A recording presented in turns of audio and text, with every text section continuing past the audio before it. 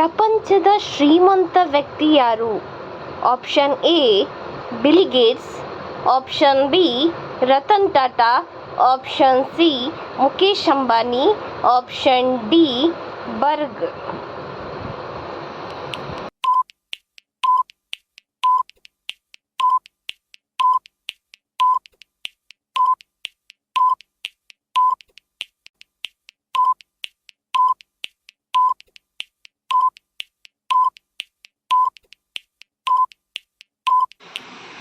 ನಿಮ್ಮ ಸರಿಯಾದ ಉತ್ತರ ಆಪ್ಷನ್ ಎ ಬಿಲ್ ಗೇಟ್ಸ್.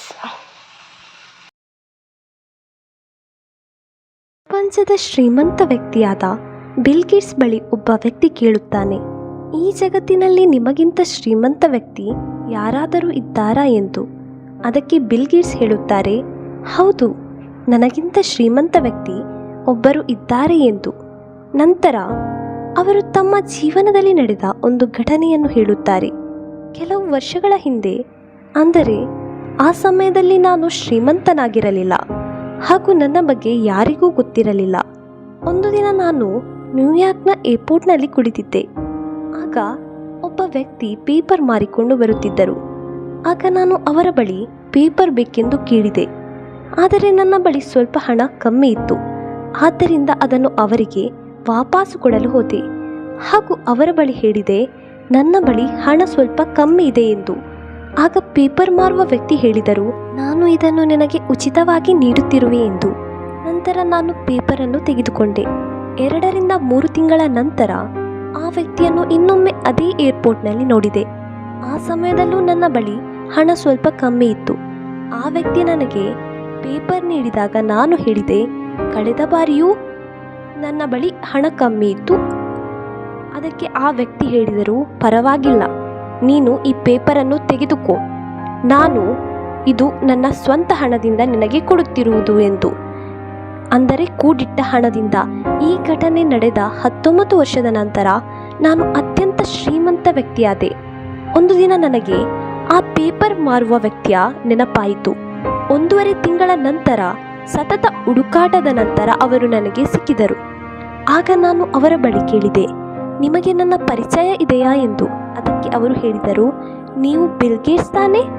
ಅದಕ್ಕೆ ನಾನು ಹೇಳಿದೆ, ನೀವು 19 ವರ್ಷದ ಹಿಂದೆ ನನಗೆ ಪೇಪರನ್ನು ಉಚಿತವಾಗಿ ಕೊಟ್ಟಿದ್ದೀರಿ ಎಂದು. ಅದಕ್ಕೆ ಆ ವ್ಯಕ್ತಿ ತುಂಬ ಸಂತೋಷಪಟ್ಟರು. ನಾನು ಹೇಳಿದೆ, ನೀವು ನನಗೆ ಅಂದು ಪೇಪರ್ ಉಚಿತವಾಗಿ ಕೊಟ್ಟಿದ್ದೀರಿ, ಅದಕ್ಕಾಗಿ ನೀವು ಏನು ಕೇಳುತ್ತೀರೋ ಅದನ್ನು ನಾನು ಕೊಡುತ್ತೇನೆ ಎಂದು. ಅದಕ್ಕೆ ಪೇಪರ್ ಮಾರುವ ವ್ಯಕ್ತಿ ಹೀಗೆನ್ನುತ್ತಾರೆ, ನಾನು ಮಾಡಿದ ಸಹಾಯ ನಿನ್ನ ಸಹಾಯಕ್ಕೆ ಸಮನಾಗಲಾರದು.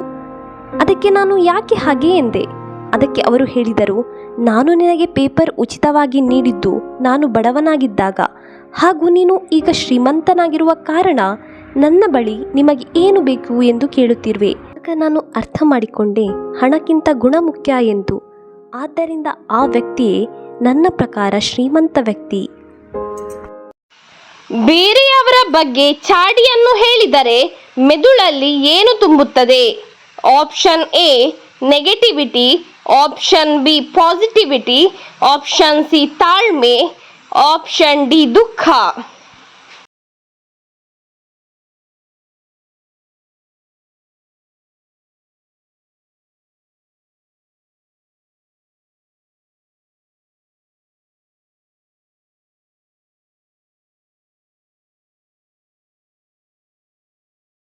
ನಿಮ್ಮ ಸರಿಯಾದ ಉತ್ತರ ಆಪ್ಷನ್ ಎ ನೆಗೆಟಿವಿಟಿ. ಬೇರೆಯವರ ಬಗ್ಗೆ ಚಾಡಿ ಹೇಳಿದರೆ ತುಂಬುತ್ತದೆ. ಬೇರೆಯವರ ಬಗ್ಗೆ ಯಾವತ್ತೂ ಕೆಟ್ಟದಾಗಿ ಮಾತನಾಡಲು ಹೋಗಬೇಡಿ. ಬೇರೆಯವರ ಮನೆಯ ಸುದ್ದಿಯನ್ನು ಎಲ್ಲರಿಗೂ ಹೇಳುತ್ತಾ ಬರುವುದರಿಂದ ನಿಮ್ಮ ಮೆದುಳಲ್ಲಿ ನೆಗೆಟಿವಿಟಿ ತುಂಬುತ್ತಾ ಹೋಗುತ್ತದೆ.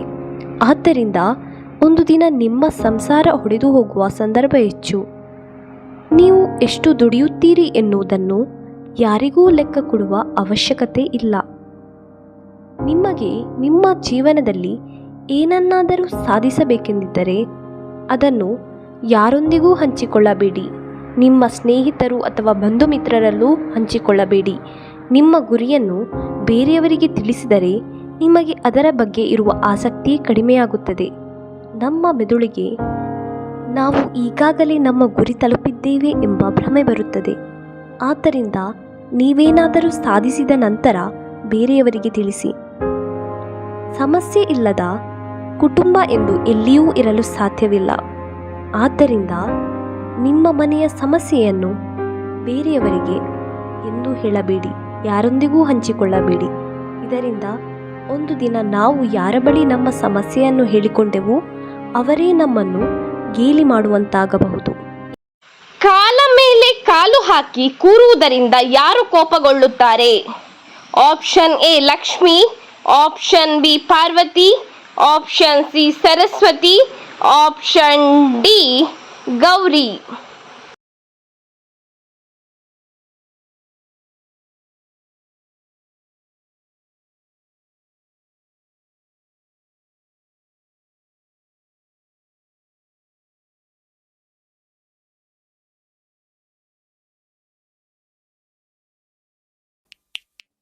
ನಿಮ್ಮ ಸರಿಯಾದ ಉತ್ತರ ಆಪ್ಷನ್ ಎ ಲಕ್ಷ್ಮೀ ದೇವಿಯು ಕಾಲ ಮೇಲೆ ಕಾಲು ಹಾಕಿ ಕೂರುವುದರಿಂದ ಕೋಪಗೊಳ್ಳುತ್ತಾರೆ.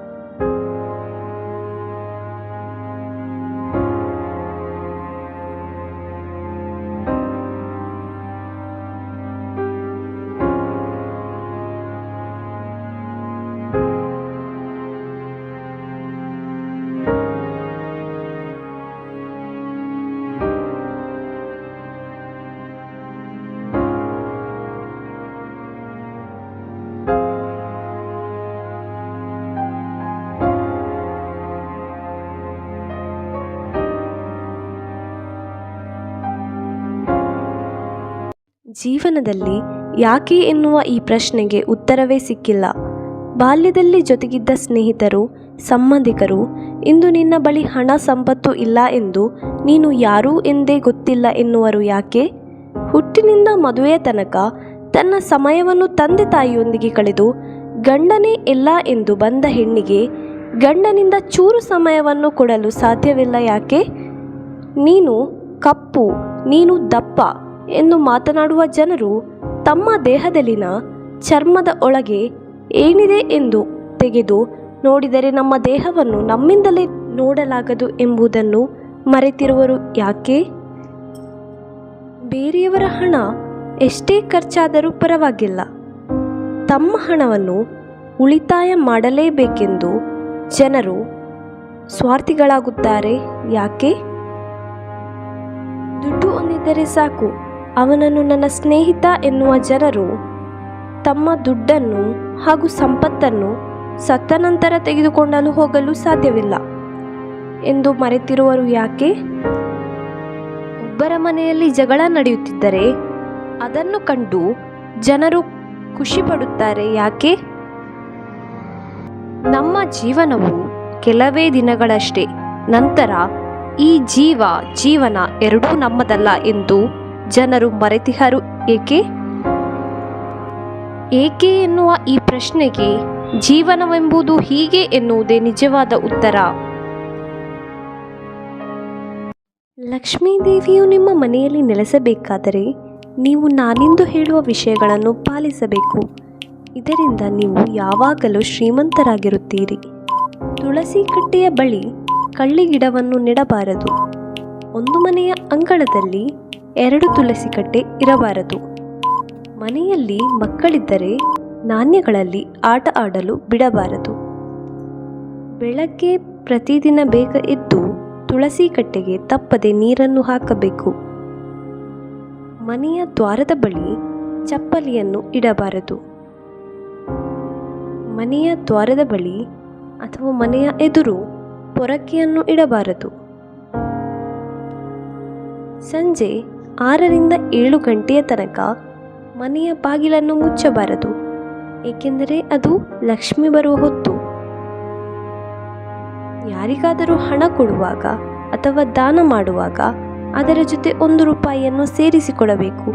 ಇದರಿಂದ ಸಂಪತ್ತು ಹೆಚ್ಚಾಗುತ್ತದೆ. ಮನೆಯಲ್ಲಿ ಒಂದಾದರೂ ಲಕ್ಷ್ಮೀ ದೇವಿಯ ಫೋಟೋ ಇರಬೇಕು. ಪ್ರತಿದಿನ ಬೆಳಗ್ಗೆ ಬೇಗ ಎದ್ದು ಮನೆಯನ್ನು ಸ್ವಚ್ಛ ಮಾಡಬೇಕು. ಮನೆಯಲ್ಲಿ ಜೇಡರ ಬಲೆ ಇದ್ದರೆ ಅದನ್ನು ಆಗಲೇ ತೆಗೆಯಬೇಕು. ಹಾಗೆ ಮನೆಯಲ್ಲಿ ಒಂದು ಜೇಡರ ಬಲೆ ಇಲ್ಲದ ಹಾಗೆ ನೋಡಿಕೊಳ್ಳಬೇಕು. ಆರೋಗ್ಯಕರ ಜೀವನಕ್ಕಾಗಿ ನಮ್ಮ ಮನೆಯ ಸ್ವಚ್ಛತೆ ತುಂಬ ಮುಖ್ಯವಾಗಿರುತ್ತದೆ. ಮಿಕ್ಸಿಯನ್ನು ವಾರಕ್ಕೆ ಒಮ್ಮೆಯಾದರೂ ಸ್ವಚ್ಛ ಮಾಡಬೇಕು. ಇಲ್ಲವಾದರೆ ಅದರಲ್ಲಿ ಬ್ಯಾಕ್ಟೀರಿಯಾಗಳು ತುಂಬಿ ಫುಡ್ ಇನ್ಫೆಕ್ಷನ್ ಆಗುತ್ತದೆ. ನೀವು ಹಲ್ಲು ಉಜ್ಜುವ ಬ್ರಷನ್ನು ಬಾತ್ರೂಮ್ನಲ್ಲಿ ಯಾವತ್ತೂ ಇಡಬೇಡಿ, ಯಾಕೆಂದರೆ ಕಣ್ಣಿಗೆ ಕಾಣದ ಎಷ್ಟೋ ಸೂಕ್ಷ್ಮಾಣುಜೀವಿಗಳು ಅದರೊಳಗೆ ಸೇರಿಕೊಳ್ಳುತ್ತದೆ. ಇವತ್ತಿನ ಪಾತ್ರೆಯನ್ನು ನಾಳೆಗೆ ತೊಳೆಯಲು ಇಡಬೇಡಿ. ಇದರಿಂದ ದುರ್ವಾಸನೆ ಬರುವುದರ ಜೊತೆಗೆ ನಮ್ಮ ಹೊಟ್ಟೆಯ ಮೇಲೂ ಕೆಟ್ಟ ಪರಿಣಾಮ ಬೀರುತ್ತದೆ. ಮನೆಯ ನೆಲ ಒರೆಸುವಾಗ ಸೋಪಿನ ನೀರನ್ನು ಸ್ವಲ್ಪ ನೆಲಕ್ಕೆ ಹಾಕಿ ನಂತರ ಒರೆಸಿ. ಇದರಿಂದ ಅಲರ್ಜಿ ಸಮಸ್ಯೆ ಬರುವುದಿಲ್ಲ. ಮನೆಯ ಯಾವುದಾದರೂ ಭಾಗದಲ್ಲಿ ತುಳಸಿ ಎಲೆಯನ್ನು ಒಣಗಿಸಿ ಅದನ್ನು ಪುಡಿ ಮಾಡಿ ಇಡಿ. ಇದರಿಂದ ಶ್ವಾಸಕೋಶಕ್ಕೆ ಸಂಬಂಧಿಸಿದ ಸಮಸ್ಯೆಗಳು ಬರುವುದಿಲ್ಲ. ಡ್ರೆಸ್ಗಳನ್ನು ಅಥವಾ ಶೂಗಳನ್ನು ಧರಿಸುವಾಗ ಸರಿಯಾಗಿ ನೋಡಿಕೊಂಡು ಧರಿಸಬೇಕು, ಏಕೆಂದರೆ ಅದರೊಳಗೆ ಏನಾದರೂ ಸೇರಿದ್ದರೆ ನಮಗೆ ತಿಳಿಯುವುದಿಲ್ಲ. ಒಳ ಉಡುಪುಗಳನ್ನು ಧರಿಸುವಾಗ ಪ್ರತಿನಿತ್ಯ ಒಗೆದೇ ಧರಿಸಬೇಕು, ಇಲ್ಲವಾದರೆ ಸ್ಕಿನ್ ಅಲರ್ಜಿ ಬರುತ್ತದೆ. ಒದ್ದೆ ಬಟ್ಟೆಯನ್ನು ಎಂದಿಗೂ ಧರಿಸಬಾರದು. ಫ್ರಿಡ್ಜ್ನ ಬಾಗಿಲನ್ನು ತುಂಬ ಹೊತ್ತು ತೆಗೆದಿಡಬಾರದು. ಇದರ ಗಾಳಿ ನಮ್ಮ ದೇಹಕ್ಕೂ ಅದೇ ರೀತಿ ವಾತಾವರಣಕ್ಕೂ ಹಾನಿ ಉಂಟು ಮಾಡುತ್ತದೆ. ನೀವೇನಾದರೂ ಜೀವನದಲ್ಲಿ ಮಾಡಿದ್ದೀರಿ ಎಂದು ತಿಳಿಯುವುದು ಯಾವಾಗ ಗೊತ್ತಾ? ಈ ಪ್ರಪಂಚದಲ್ಲಿ ನಮ್ಮ ಹೆಸರಿನ ಹಾಗೆ ಎಷ್ಟೋ ಜನರ ಹೆಸರು ಇದೆ. ಆದರೆ ನಮ್ಮ ಹೆಸರಿನ ಬೇರೆ ವ್ಯಕ್ತಿಯನ್ನು ಕರೆದಾಗ ಜನಗಳಿಗೆ ನಮ್ಮ ನೆನಪಾಗಬೇಕು. ನಿಮ್ಮನ್ನು ದೂರದ ಸಂಬಂಧಿ ಎನ್ನುತ್ತಿದ್ದ ವ್ಯಕ್ತಿ ನಿಮ್ಮನ್ನು ತುಂಬ ಹತ್ತಿರದ ಸಂಬಂಧಿ ಎಂದರೆ ನಿಜವಾಗಿಯೂ ನೀವು ಒಳ್ಳೆಯ ಹೆಸರು ಮಾಡಿದ್ದೀರಿ ಎಂದರ್ಥ. ಏನಾದರೂ ಒಳ್ಳೆಯ ಸಾಧನೆ ಅಥವಾ ಹೆಸರನ್ನು ಮಾಡಿದ್ದೀರಿ ಅಂತಾದರೆ ನಿಮ್ಮನ್ನು ಏಕವಚನದಲ್ಲಿ ಕರೆಯುತ್ತಿದ್ದ ಜನರು, ಅಂದರೆ ಹೋಗೋ ಬಾರೋ ಅನ್ನುತ್ತಿದ್ದ ಜನರು ನಿಮ್ಮನ್ನು ಹೋಗಿ ಬನ್ನಿ ಅನ್ನುತ್ತಾರೆ. ನೀವು ಒಳ್ಳೆಯ ಹೆಸರು ಮಾಡಿದರೆ ನಿಮಗೆ ಆಗದವರ ಬಗ್ಗೆ ನಿಮಗೆ ಯಾವಾಗಲೂ ಮಾಹಿತಿ ಕೊಡುತ್ತಾ ಇರುತ್ತಾರೆ. ನಿಮ್ಮ ಸಂಬಂಧಿಕರು ಅಥವಾ ಬೇರೆ ವ್ಯಕ್ತಿಗಳು ನಿಮಗೆ ವರ್ಷಕ್ಕೊಮ್ಮೆ ಫೋನ್ ಮಾಡುತ್ತಾ ಇದ್ದರೆ ಅಂತಹ ವ್ಯಕ್ತಿಗಳು ನಿಮಗೆ ವಾರಕ್ಕೊಮ್ಮೆ ಫೋನ್ ಮಾಡಲು ಶುರು ಮಾಡುತ್ತಾರೆ. ನೀವೇನಾದರೂ ಒಳ್ಳೆಯ ಸಂಪಾದನೆ ಮಾಡುತ್ತಿದ್ದರೆ ನಿಮ್ಮ ಫೋಟೋವನ್ನು ಇನ್ಸ್ಟಾಗ್ರಾಮ್, ವಾಟ್ಸಪ್ನಲ್ಲಿ ಸ್ಟೇಟಸ್ ಹಾಕುತ್ತಾರೆ. ಇಲ್ಲದಿದ್ದರೆ ನಿಮ್ಮ ನಂಬರ್ ಕೂಡ ಅವರು ಸೇವ್ ಮಾಡಿರುವುದಿಲ್ಲ. ನಿಮ್ಮ ಬಗ್ಗೆ ಜನರು ಹೆಚ್ಚು ಮಾತನಾಡುತ್ತಿದ್ದಾರೆ ಅಂತಾದರೆ ನೀವು ಬೆಳೆಯುತ್ತಿದ್ದೀರಿ ಎಂದರ್ಥ. ಈ ಕೆಳಗಿನ ವಸ್ತುಗಳು ನಿಮ್ಮ ಮನೆಯಲ್ಲಿದ್ದರೆ ಹಿಂದೆ ಹೊರಗಡೆ ಹಾಕಿ, ಇಲ್ಲವಾದರೆ ಬರೀ ಸೋಲು ನಿಮ್ಮ ಬೆನ್ನು ಹತ್ತುತ್ತದೆ. ಮನೆಯಲ್ಲಿ ಮಹಾಭಾರತದ ಫೋಟೋ ಇದ್ದರೆ ಹಿಂದೆ ಹೊರಗಡೆ ಹಾಕಿ, ಇಲ್ಲವಾದರೆ ಆ ಮನೆಯಲ್ಲಿ ಜಗಳ ನಡೆಯುತ್ತದೆ ಹಾಗೂ ಆ ಮನೆಯಲ್ಲಿ ಹಣ ಎಂದಿಗೂ ಉಳಿಯುವುದಿಲ್ಲ. ಏಕೆಂದರೆ ಜಗಳ ನಡೆಯುವ ಮನೆಯಲ್ಲಿ ಲಕ್ಷ್ಮೀ ದೇವಿಯು ಯಾವತ್ತೂ ನೆಲೆಸುವುದಿಲ್ಲ. ಕಳ್ಳಿ ಗಿಡವನ್ನು ಯಾವತ್ತೂ ಮನೆಯ ಒಳಗಡೆ ಇಡಬಾರದು. ಮನೆಯಲ್ಲಿ ಮಗು ಅಳುತ್ತಿರುವ ಫೋಟೋವನ್ನು ಇಡಬಾರದು. ಮನೆಯ ಗೋಡೆಯ ಮೇಲೆ ಮುಳುಗುತ್ತಿರುವ ಹಡಗು ಅಥವಾ ಮುಳುಗುತ್ತಿರುವ ಯಾವುದೇ ವಸ್ತುವಿನ ಪೇಂಟಿಂಗ್ ಅನ್ನು ಇಡಬಾರದು. ಮನೆಯಲ್ಲಿ ಕ್ರೂರ ಪ್ರಾಣಿಗಳಾದ ಸಿಂಹ, ಚಿರತೆ, ಹುಲಿ, ಹಾವು ಮುಂತಾದ ಪ್ರಾಣಿಗಳ ಫೋಟೋವನ್ನು ಎಂದಿಗೂ ಇಡಬಾರದು. ಮನೆಯಲ್ಲಿ ಒಡೆದ ಕನ್ನಡಿ ಅಥವಾ ಒಡೆದ ಆಟ ಸಾಮಾನನ್ನು ಯಾವತ್ತೂ ಇಡಬಾರದು ಹಾಗೂ ಒಡೆದ ಮೂರ್ತಿಗಳನ್ನು ಕೂಡ ಇಡಬಾರದು. ನಿಮ್ಮ ಮನೆಯಲ್ಲಿ ನಟರಾಜನ ಮೂರ್ತಿ ಇಡಬಾರದು. ಏಕೆಂದರೆ ನಟರಾಜ ಅಂದರೆ ಶಿವನಿಗೆ ಕೋಪ ಬಂದ ಸಮಯದಲ್ಲಿ ಶಿವನು ಶಿವತಾಂಡವ ನೃತ್ಯ ಮಾಡುತ್ತಾನೆ. ಹಾಗಾಗಿ ಭರತನಾಟ್ಯ ಕಲಿಯುವವರ ಮನೆಯಲ್ಲಿ ಅಥವಾ ಯಾರ ಮನೆಯಲ್ಲೂ ಅದನ್ನು ಇಡಬಾರದು. ತಾಜ್ ಮಹಲ್ನ ಫೋಟೋವನ್ನು ಮನೆಯಲ್ಲಿ ಇಡಬಾರದು. ಏಕೆಂದರೆ ತಾಜ್ ಮಹಲ್ ಎಂಬುದು ಒಂದು ಸಮಾಧಿಯಾಗಿದೆ. ತೂಕವನ್ನು ಇಳಿಸಲು ಅತಿ ಸುಲಭವಾದ ವಿಧಾನಗಳು: ದಿನಕ್ಕೆ 2 ಲೀಟರ್ ನೀರನ್ನು ಕುಡಿಯಲೇಬೇಕು. ಇಲ್ಲವಾದರೆ ದೇಹದಲ್ಲಿ ಬೊಜ್ಜು ತುಂಬುತ್ತದೆ. ಬೆಳಗ್ಗೆ ಎದ್ದು 1 ಲೋಟ ಬಿಸಿನೀರಿಗೆ ಸ್ವಲ್ಪ ಶುಂಠಿ ರಸವನ್ನು ಸೇರಿಸಿ ಕುಡಿಯುವುದರಿಂದ ನಿಮ್ಮ ಬೊಜ್ಜು 2 ವಾರಗಳಲ್ಲಿ ಸಂಪೂರ್ಣವಾಗಿ ಮಾಯವಾಗುತ್ತದೆ. ಮಧ್ಯಾಹ್ನದ ಹೊತ್ತು ಮಲಗುವುದನ್ನು ನಿಲ್ಲಿಸಬೇಕು. ಇಲ್ಲವಾದಲ್ಲಿ ಹೊಟ್ಟೆ ದೊಡ್ಡದಾಗುವುದರ ಜೊತೆಗೆ ದೇಹದಲ್ಲಿ ಕೊಬ್ಬು ಹೆಚ್ಚುತ್ತದೆ. ರಾತ್ರಿ ಹೊತ್ತು 8 ಅಥವಾ 9 ಗಂಟೆಯ ಮೊದಲೇ ಊಟವನ್ನು ಮಾಡಬೇಕು. ಆಗ ನಾವು ಮಲಗುವ ಹೊತ್ತಿಗೆ ನಾವು ತಿಂದ ಆಹಾರ ಜೀರ್ಣವಾಗಿರುತ್ತದೆ. ಏನಾದರೂ ತಿಂದ ತಕ್ಷಣವೇ ಮಲಗಬಾರದು. ನಾಲಿಗೆಗೆ ರುಚಿ ಇದೆ ಎಂದು ಫಾಸ್ಟ್ ಫುಡ್ಗಳನ್ನು ತಿನ್ನುವುದನ್ನು ಕಮ್ಮಿ ಮಾಡಬೇಕು. ಇದರಿಂದ ತೂಕ ಹೆಚ್ಚುವುದರ ಜೊತೆಗೆ ಹಲವಾರು ಕಾಯಿಲೆಗಳು ಕೂಡ ಅಂಟಿಕೊಳ್ಳುತ್ತದೆ. ಪ್ರತಿನಿತ್ಯ ಮನೆಯ ಯಾವುದಾದರೂ ಚಿಕ್ಕ ಪುಟ್ಟ ಕೆಲಸಗಳನ್ನು ಮಾಡುತ್ತಾ ಇರಬೇಕು. ಇಲ್ಲವಾದರೆ ಆಲಸಿತನ ಹೆಚ್ಚಾಗಿ ಬೊಜ್ಜು ಮಿತಿಮೀರುತ್ತದೆ. ಮೊಟ್ಟೆಯ ಹಳದಿ ಭಾಗವನ್ನು ತಿನ್ನಬಾರದು. ಏಕೆಂದರೆ ಹಳದಿ ಭಾಗದಲ್ಲಿ ಹೆಚ್ಚು ಕೊಲೆಸ್ಟ್ರಾಲ್ ಇರುತ್ತದೆ. ಇದರಿಂದ ಬೊಜ್ಜು ಹೆಚ್ಚುತ್ತದೆ. ಹೆರಿಗೆಯ ಸಮಯದಲ್ಲಿ ನೋವಾಗಬಾರದೆಂದರೆ ಈ ರೀತಿ ಮಾಡಿ: ಪ್ರತಿನಿತ್ಯ ಖರ್ಜೂರವನ್ನು ತಿನ್ನಬೇಕು. ಅದರ ಜೊತೆ ರಾತ್ರಿ ಲೋಟದಲ್ಲಿ ದ್ರಾಕ್ಷಿ ನೆನೆಸಿಟ್ಟು ತಿನ್ನಬೇಕು. ಪ್ರಾಣಾಯಾಮ ಮಾಡುವುದರಿಂದ ಹೆರಿಗೆಯ ಸಮಯದಲ್ಲಿ ನೋವು ಗೊತ್ತಾಗುವುದಿಲ್ಲ. ದಿನಕ್ಕೆ ಕನಿಷ್ಠ 8 ಗಂಟೆಯಾದರೂ ಮಲಗಲೇಬೇಕು. ನಿದ್ದೆ ಮಾಡಿದಷ್ಟು ಒತ್ತಡ ಕಡಿಮೆ ಆಗುತ್ತದೆ. ಹಾಗೆ ಮಗು ಕೂಡ ಆರೋಗ್ಯವಾಗಿರುತ್ತದೆ. ಪ್ರತಿದಿನ ನಿಮ್ಮ ಕಾಲನ್ನು 10 ರಿಂದ 15 ನಿಮಿಷಗಳ ಕಾಲ ನೀರಲ್ಲಿ ಇಡುವುದರಿಂದ ಹೆರಿಗೆ ನೋವನ್ನು ತಪ್ಪಿಸಬಹುದು. ಬಾಳೆಹಣ್ಣು, ಸೇಬು, ಮೊಸರನ್ನು ಹೆಚ್ಚು ಸೇವಿಸಬೇಕು. ಅದರ ಜೊತೆಗೆ ರಾತ್ರಿ ಮಲಗುವಾಗ ಒಂದು ಮೊಟ್ಟೆಯ ಜೊತೆಗೆ ಹಾಲನ್ನು ಕೂಡ ಕುಡಿಯಬೇಕು. ಹೆಚ್ಚು ಪುಸ್ತಕಗಳನ್ನು ಓದಿ. ಮೊಬೈಲ್ ನೋಡುವುದನ್ನು ಆದಷ್ಟು ಕಡಿಮೆ ಮಾಡಬೇಕು. ಎಷ್ಟಾಗುತ್ತದೋ ಅಷ್ಟು ನೀರನ್ನು ಕುಡಿಯಬೇಕು. ಇದರಿಂದ ಡಿಹೈಡ್ರೇಷನ್ ಪ್ರಾಬ್ಲಮ್ ಕಡಿಮೆ ಆಗುತ್ತದೆ. ದಿನಕ್ಕೆ 15 ನಿಮಿಷವಾದರೂ ವಾಕಿಂಗ್ ಮಾಡಬೇಕು. ಈ ಸಮಯದಲ್ಲಿ ಸೊಪ್ಪು ತರಕಾರಿಗಳನ್ನು ಹೆಚ್ಚಾಗಿ ತಿನ್ನಬೇಕು. ಹೆರಿಗೆಯ ಸಮಯದಲ್ಲಿ ನಾಟಿ ಕೋಳಿ ಸೂಪ್ ಅಥವಾ ನಾಟಿ ಕೋಳಿ ಪದಾರ್ಥ ತಿನ್ನುವುದರಿಂದ ಆರೋಗ್ಯ ಉತ್ತಮವಾಗಿರುತ್ತದೆ. ಮನೆಯಲ್ಲಿ ಕೆಲವು ಅಡುಗೆ ಸಾಮಾನುಗಳು ಖಾಲಿಯಾಗಲೇಬಾರದು. ಉಪ್ಪು ಖಾಲಿಯಾದರೆ ಆ ಮನೆಯಲ್ಲಿ ದಾರಿದ್ರ್ಯ ಬರುತ್ತದೆ. ಅಕ್ಕಿ ಖಾಲಿಯಾದರೆ ಆ ಮನೆಯಲ್ಲಿ ಯಾರಿಗಾದರೂ ಅನಾರೋಗ್ಯ ಉಂಟಾಗುತ್ತದೆ. ಮನೆಯಲ್ಲಿ ಜೀರಿಗೆ ಖಾಲಿಯಾದರೆ ಹಣದ ಕೊರತೆ ಉಂಟಾಗುತ್ತದೆ. ಮನೆಯಲ್ಲಿ ಜೀರಿಗೆ ಸುಟ್ಟರೆ ಒಳ್ಳೆಯದಲ್ಲ. ಕಾಳು ಮೆಣಸಿಗೆ ತಪ್ಪಿ ಕೂಡ ಮೆಟ್ಟಬಾರದು. ಮೆಟ್ಟಿದರೆ ದೃಷ್ಟಿ ದೋಷ ಬರುತ್ತದೆ. ಮನೆಯಲ್ಲಿ ದೀಪದ ಎಣ್ಣೆ ಖಾಲಿಯಾದರೆ ಲಕ್ಷ್ಮಿಯು ಕೋಪಗೊಳ್ಳುತ್ತಾಳೆ. ಮನೆಯಲ್ಲಿ ಬೆಲ್ಲ 1 ತುಂಡಾದರೂ ಇಡಬೇಕು. ಮನೆಯಲ್ಲಿ ಸಾಸಿವೆ ಖಾಲಿಯಾದರೆ ಗ್ರಹಚಾರ ಅಂಟಿಕೊಳ್ಳುತ್ತದೆ.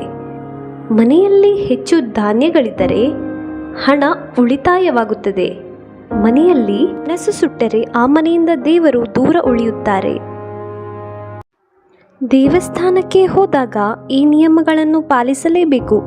ಇಲ್ಲವಾದರೆ ದೇವರ ಶಾಪಕ್ಕೆ ಗುರಿಯಾಗಬೇಕಾಗುತ್ತದೆ. ದೇವಸ್ಥಾನಕ್ಕೆ ಪ್ರದಕ್ಷಿಣೆ ಹಾಕುವಾಗ ದೇವಸ್ಥಾನದ ಬಲಬದಿಯಿಂದಲೇ ಪ್ರದಕ್ಷಿಣೆಯನ್ನು ಹಾಕಬೇಕು. ಆರತಿ ತಟ್ಟೆಗೆ ಕೈ ಮುಗಿಯುವಾಗ ಬಲ ಕಡೆಯಿಂದಲೇ ಕೈ ಮುಗಿಯಬೇಕು. ದೇವರ ಹುಂಡಿಗೆ ಅಥವಾ ಅರ್ಚಕರ ತಟ್ಟೆಗೆ ಎಡಕೈಯಿಂದ ಹಣವನ್ನು ಹಾಕಬಾರದು. ಪ್ರಸಾದ ಹಣೆಗೆ ಹಚ್ಚುವಾಗ ಉಂಗುರ ಬೆರಳಿನಿಂದಲೇ ಹಚ್ಚಬೇಕು. ದೇವಸ್ಥಾನದಲ್ಲಿ ಇರುವ ಕಲ್ಲುಗಳನ್ನು ಎಂದಿಗೂ ಮುಟ್ಟಲು ಹೋಗಬಾರದು. ದೇವರ ಗರ್ಭಗುಡಿಯ ಬಳಿ ಇರುವ ಮೆಟ್ಟಿಲಿನಲ್ಲಿ ಕುಳಿತುಕೊಳ್ಳಬಾರದು. ದೇವಸ್ಥಾನದಲ್ಲಿ ಅಪ್ಪಿತಪ್ಪಿಯೂ ಉಗುಳಬಾರದು. ದೇವಸ್ಥಾನದಲ್ಲಿ ಕುಳಿತುಕೊಳ್ಳುವಾಗ ಪದ್ಮಾಸನವನ್ನು ಹಾಕಿಯೇ ಕುಳಿತುಕೊಳ್ಳಬೇಕು. ದೇವಸ್ಥಾನದಿಂದ ಹೊರಡುವಾಗ ಸ್ವಲ್ಪ ಹೊತ್ತಾದರೂ ಕುಳಿತುಕೊಳ್ಳಬೇಕು. ಪುರುಷರು ಅಥವಾ ಮಹಿಳೆಯರು ಯಾರೇ ಆಗಿರಲಿ ದೇವಸ್ಥಾನಕ್ಕೆ ಹೋಗುವಾಗ ತಲೆಗೆ ಸ್ನಾನವನ್ನು ಮಾಡಿಯೇ ಹೋಗಬೇಕು. ದೇವಸ್ಥಾನಕ್ಕೆ ಹೋಗುವಾಗ ಮಾಂಸಾಹಾರವನ್ನು ತಿಂದು ಎಂದಿಗೂ ಹೋಗಲೇಬಾರದು. ದೇವರ ಪೂಜೆ ನಡೆಯುವಾಗ ಕೈ ಕಟ್ಟಿ ನಿಲ್ಲಬಾರದು. ಬದಲಾಗಿ ಎರಡೂ ಕೈಗಳನ್ನು ಜೋಡಿಸಿ ಭಗವಂತನನ್ನು ನಮಿಸಬೇಕು. ನಮ್ಮ ಪ್ರಧಾನಮಂತ್ರಿಯಾದ ನರೇಂದ್ರ ಮೋದಿ ಅವರ ರಾಶಿ ವೃಶ್ಚಿಕ ರಾಶಿಯಾಗಿದೆ. ನಮ್ಮ ಮುಖ್ಯಮಂತ್ರಿ ಸಿದ್ದರಾಮಯ್ಯನವರ ರಾಶಿ ಸಿಂಹ ರಾಶಿಯಾಗಿದೆ. ಯಶ್ ಅವರ ರಾಶಿ ಮಕರ ರಾಶಿಯಾಗಿದೆ. ಸುದೀಪ್ ರವರ ರಾಶಿ ಕುಂಭ ರಾಶಿಯಾಗಿದೆ. ಶಿಲ್ಪಾ ಶೆಟ್ಟಿಯವರ ರಾಶಿ ಮಿಥುನ ರಾಶಿಯಾಗಿದೆ. ಐಶ್ವರ್ಯ ರೈ ಅವರ ರಾಶಿ ವೃಶ್ಚಿಕ ರಾಶಿಯಾಗಿದೆ. ಅಮಿತಾಬ್ ಬಚ್ಚನ್ ಅವರ ರಾಶಿ ತುಲಾ ರಾಶಿಯಾಗಿದೆ. ದರ್ಶನ್ ಅವರ ರಾಶಿ ಕರ್ಕಾಟಕ ರಾಶಿಯಾಗಿದೆ. ಪುನೀತ್ ರಾಜ್ಕುಮಾರ್ ಅವರ ರಾಶಿ ಮೀನ ರಾಶಿಯಾಗಿದೆ.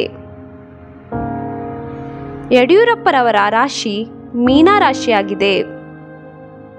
ರಾಧಿಕಾ ಪಂಡಿತ್ ರವರ ರಾಶಿ ಮೀನಾ ರಾಶಿಯಾಗಿದೆ. ರಾಜ್ಕುಮಾರ್ ರವರ ರಾಶಿ ತುಲಾ ರಾಶಿಯಾಗಿದೆ.